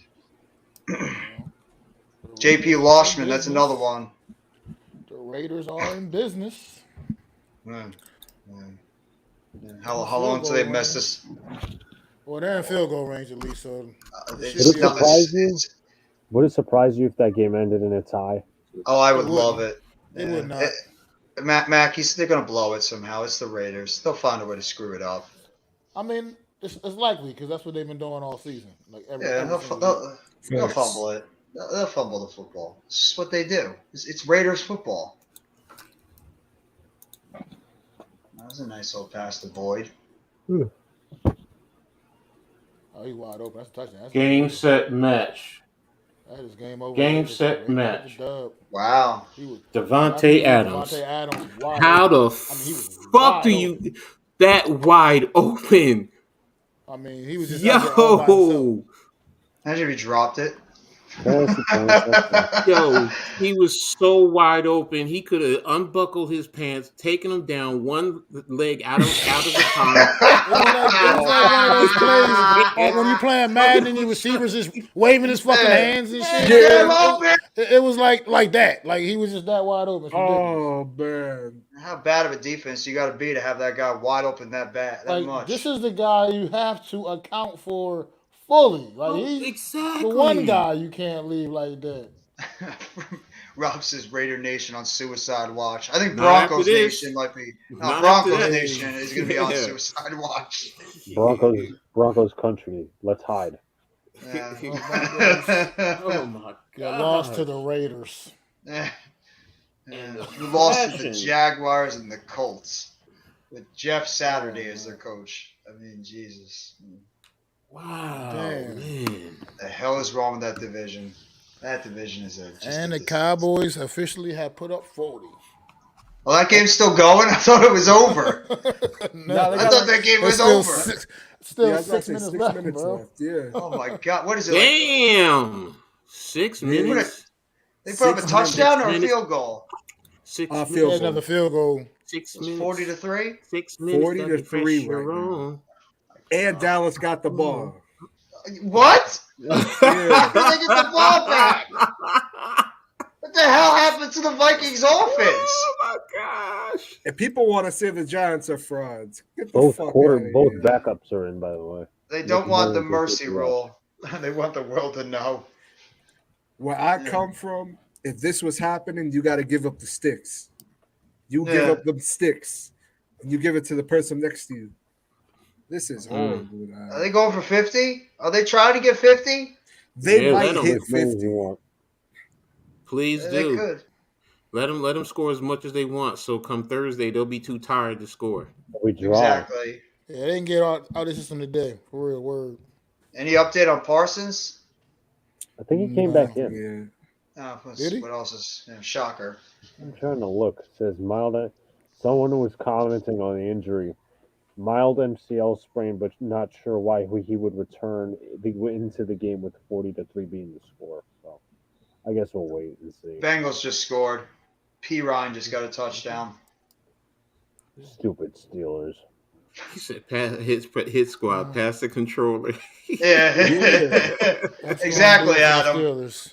Yeah, that's You just gonna got do to it for give the Steelers. sticks up. You pass that Yeah. shit. You lost. Yeah, just 33-23. why would you keep Parsons in the game? Are you stupid? Is McCarthy just like No, let him keep doing it.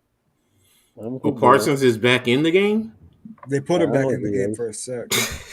the mild MCL sprain? Let's put him back out there. Let's just do it. Okay. Go ahead, Mike. Yes. Keep doing it. Go ahead, Mike. Minnesota. Shut up, Ed. Don't say that. This is a damn good football game, though. Oh this shit. one. Obviously, a rough game on the ground for the Giants today, but it's been a grind for Saquon for a while now. He's averaging 3.6 yards per carry over the past 5 games, which happens to coincide with his shoulder injury. He averaged 5.5 yards per carry in the first 5 games, and that's per Dan Dugan. You wonder if that shoulder injury is starting to aggravate him now. Today he just had nowhere to run to except for the back of his offensive lineman. No, these injuries, there's more injuries than that, dear. John Feliciano, Wanda Robin, Tyree Phillips, Dory Jackson, Vikings got their Monroe, cheeks clapped. Evan Neal. Oh, Adam's face. Oh, I can't do it. I was gonna talk about Brazil.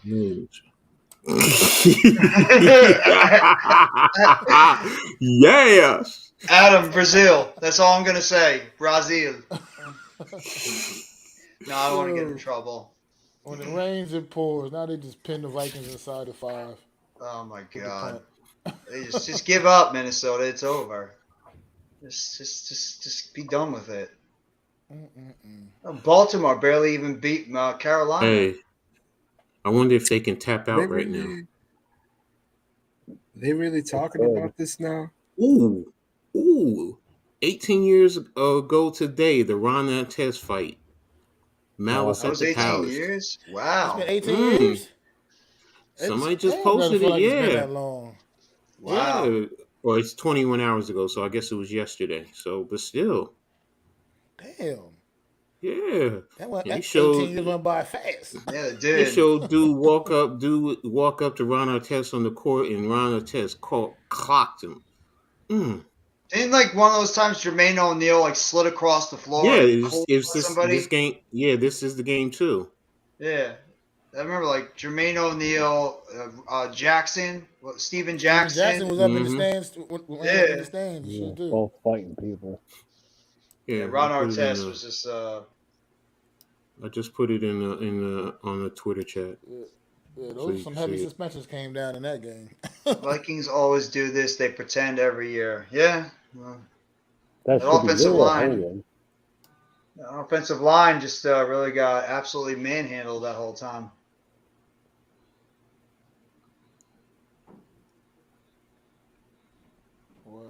For the What the eighth time, Yes, Coach. Nothing. What adjustments? Cam Smith from South Carolina interviewed. They asked him, "What adjustments did you guys make at halftime?" He said, "Nothing. Just drop your nuts." Yo, What the? are you What what? the? What? What? What? What He said, the "Yo, I'll hell? send it to you guys. I'll put it in there." That's What funny. the? Yo, are you serious? Yo, what the fuck does that mean? I don't. I, I I don't. don't. I don't. I Just don't I don't know. think I want to know what that nuts. means. No, I'll pass. I'll take a pass on that one. Yeah. Yo, Okay, are y'all serious? that's a first. That is a. Yeah, I think you It's can the first interpret time that I've a ever couple heard that different kind of ways. halftime adjustment. The way I'm interpreting it in my mind, I'm good. I don't need any further details. That's what I'm I'm thinking just back. gonna steer away from that one. Oh my gosh. Dude's got Brazil on his mind too much. Come on. I can't blame him. Yeah, that's different. Yeah. Look, But you have her stand on the sidelines while you playing the other team. Mm-hmm. Mm-hmm. Oh, you That's know that quarterback's going 0 for 15 on that drive. so, anybody think the Chargers got a shot tonight? Hell, Um, I'm sorry. I don't. I do not. no. And I know they're getting some players back tonight too, but no. They'll Charger. They'll just find a way to be the Chargers and screw this up. It's what they do best. It's been a weird Wow. day. It's been a kind of wacky day. I'm just saying. Yeah, Kirk pretty Cousins, wacky. 12 for 23 for 123 yards. Stellar day, Kurt. No, I'm sorry. I mean, the Raiders won today. I feel like anything Yeah, happened. yeah, it's true. I'm sorry. Like, I know we're offset as Giants fans up to what happened, but I'd be a lot more aggravated if I was a Jets fan because that is brutal how you lose that game. That at least we knew it was going to be a bad day for us. The Jets were right there in that game, and they lose on a kickoff return with 5 seconds look, to go. in a sense, though, that game was so terrible. Like, put it out of its misery. You know what I mean? In regulation, you really want to see that game going to overtime, 3-3. That's tied. Now, if you're a Jets fan, you would rather not that happen. You want to do something. That's brutal, though. On 5 seconds to go and you lose, of all things, a kick return. to That go is into overtime brutal. 3-3, and then possibly more the way the game was going, whoever was going to win was going to probably win 6-3. Like That's so typical Jets. That is a vintage Jets loss right there. Everything that happens, like the oddest things that happen, it always seems to be around the Jets. That is the a biggest Jets highlight loss. of that game came in the last 5 seconds of it. Yeah. There's There was nothing- no highlights other than that. Jeff, that's not their name. They're called the Airplanes now. Is that what Luca called them? The airplanes? Not yet, but probably will get to that point. That's brutal. They just got to figure out a way to beat the Patriots, man. Get that out of their system. 14 in a row. That's bad. There's really nothing to say about that. They beat They go from beating the Bills and then they lose to the Patriots by getting 3 points. 3 points. I don't know. There's like a Bills aren't voodoo in their head. doll. The Bills ain't in their head, man. The Patriots obviously are. There's like a jet voodoo doll over there in Bill Belichick's office or something. Every time he pokes that jet voodoo doll, something happens. Yeah, just end the season. That's right. Just like the Mets. Whatever the Mets thing is. What's the Mets one again, Mac? Yeah, I can't remember. I'm pleading the fifth. Yeah. Must end the season? I don't know. That sounds Okay. appropriate. Or Yeah. it's my entire team sucks. That's it. That's it. My entire thing. Thank you, Alex. Because Not that was anymore. that was. Yeah, well, it was kind of bad how it ended. It ended really bad considering. It's bad because couldn't hang on and win the division, man. That just changed the whole flow. Having to play in that first round series, man. That's when we should have we played all season and should have had to bye. It was just brutal, Mets. We It's got like- the Braves. Braves got us, and the Yankees got by Houston again. Yep. It's crazy, man. Every single year. Minnesota always really get- going to go out like this? Yes. Yeah. Oh yeah, they're going out They like ain't got, that. they ain't got no other choice. They have no other Like choice the at this two point. out of the last 3 plays have been runs. Like, what are you doing? Oh well, we don't Like, care no it's more. They 40 know they I ain't win know, this game. but I'm just saying, hey yo, You like really want to give Dallas the ball back again? Did he really want them to get Man. 50? 40-3. I mean, I'm sure it has the Metrodome done close. I mean, I said the Metrodome. Have the whatever the hell. It might as well be the Metrodome at this point.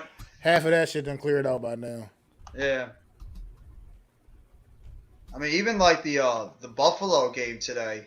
I mean, I thought Buffalo might be a little bit out there because of the fact they had to move from Buffalo all the way down to Detroit for their game against Cleveland, and they were still able to. Then again, it is Well, on. they got off to a slow start though. Got off to Yeah. a very slow start.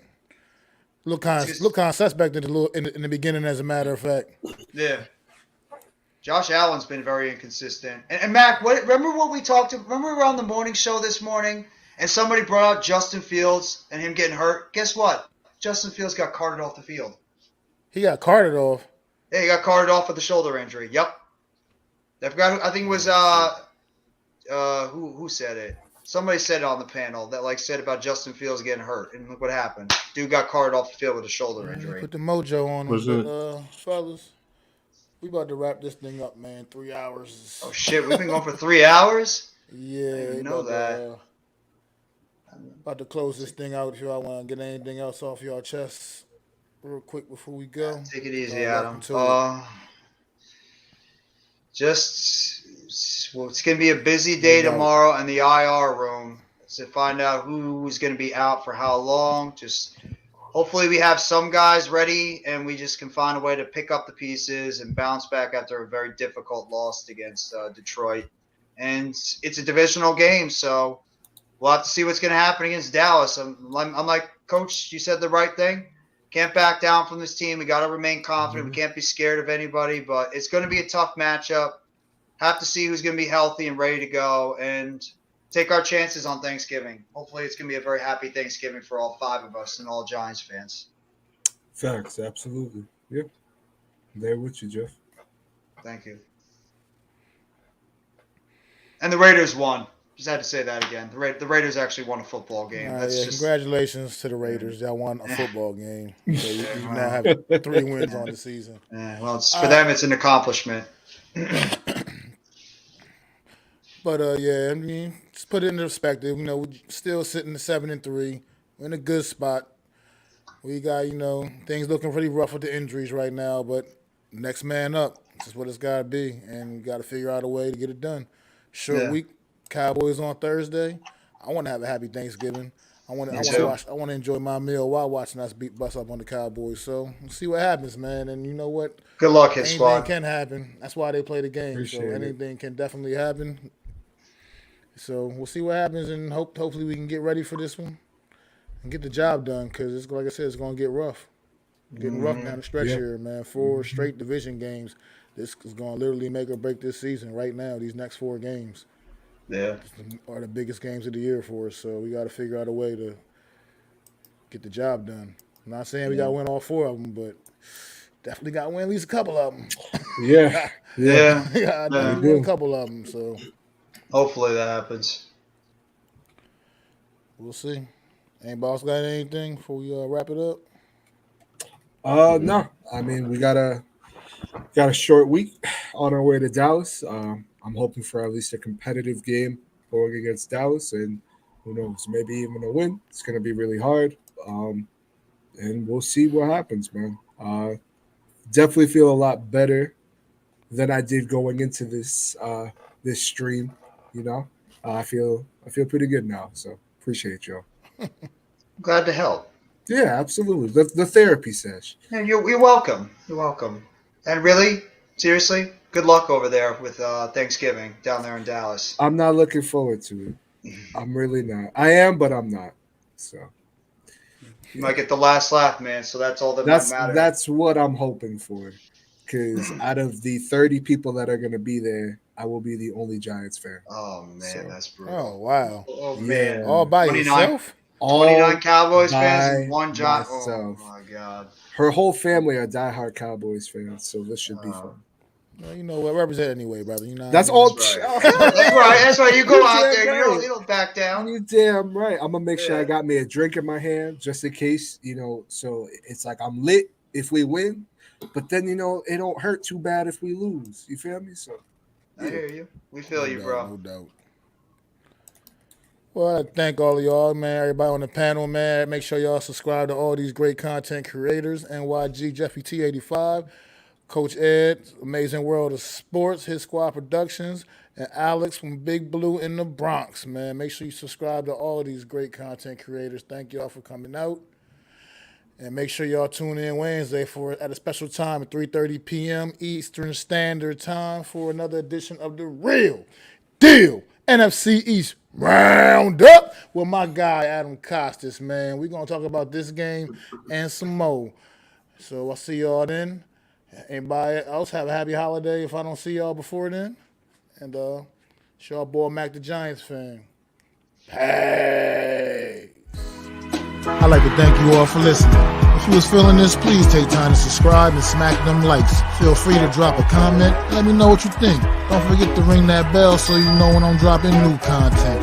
It's your boy, Mac the Giants fan. You can find me on Twitter, YouTube, and Facebook at Mac the Giants fan. That's MACDA Giants fan.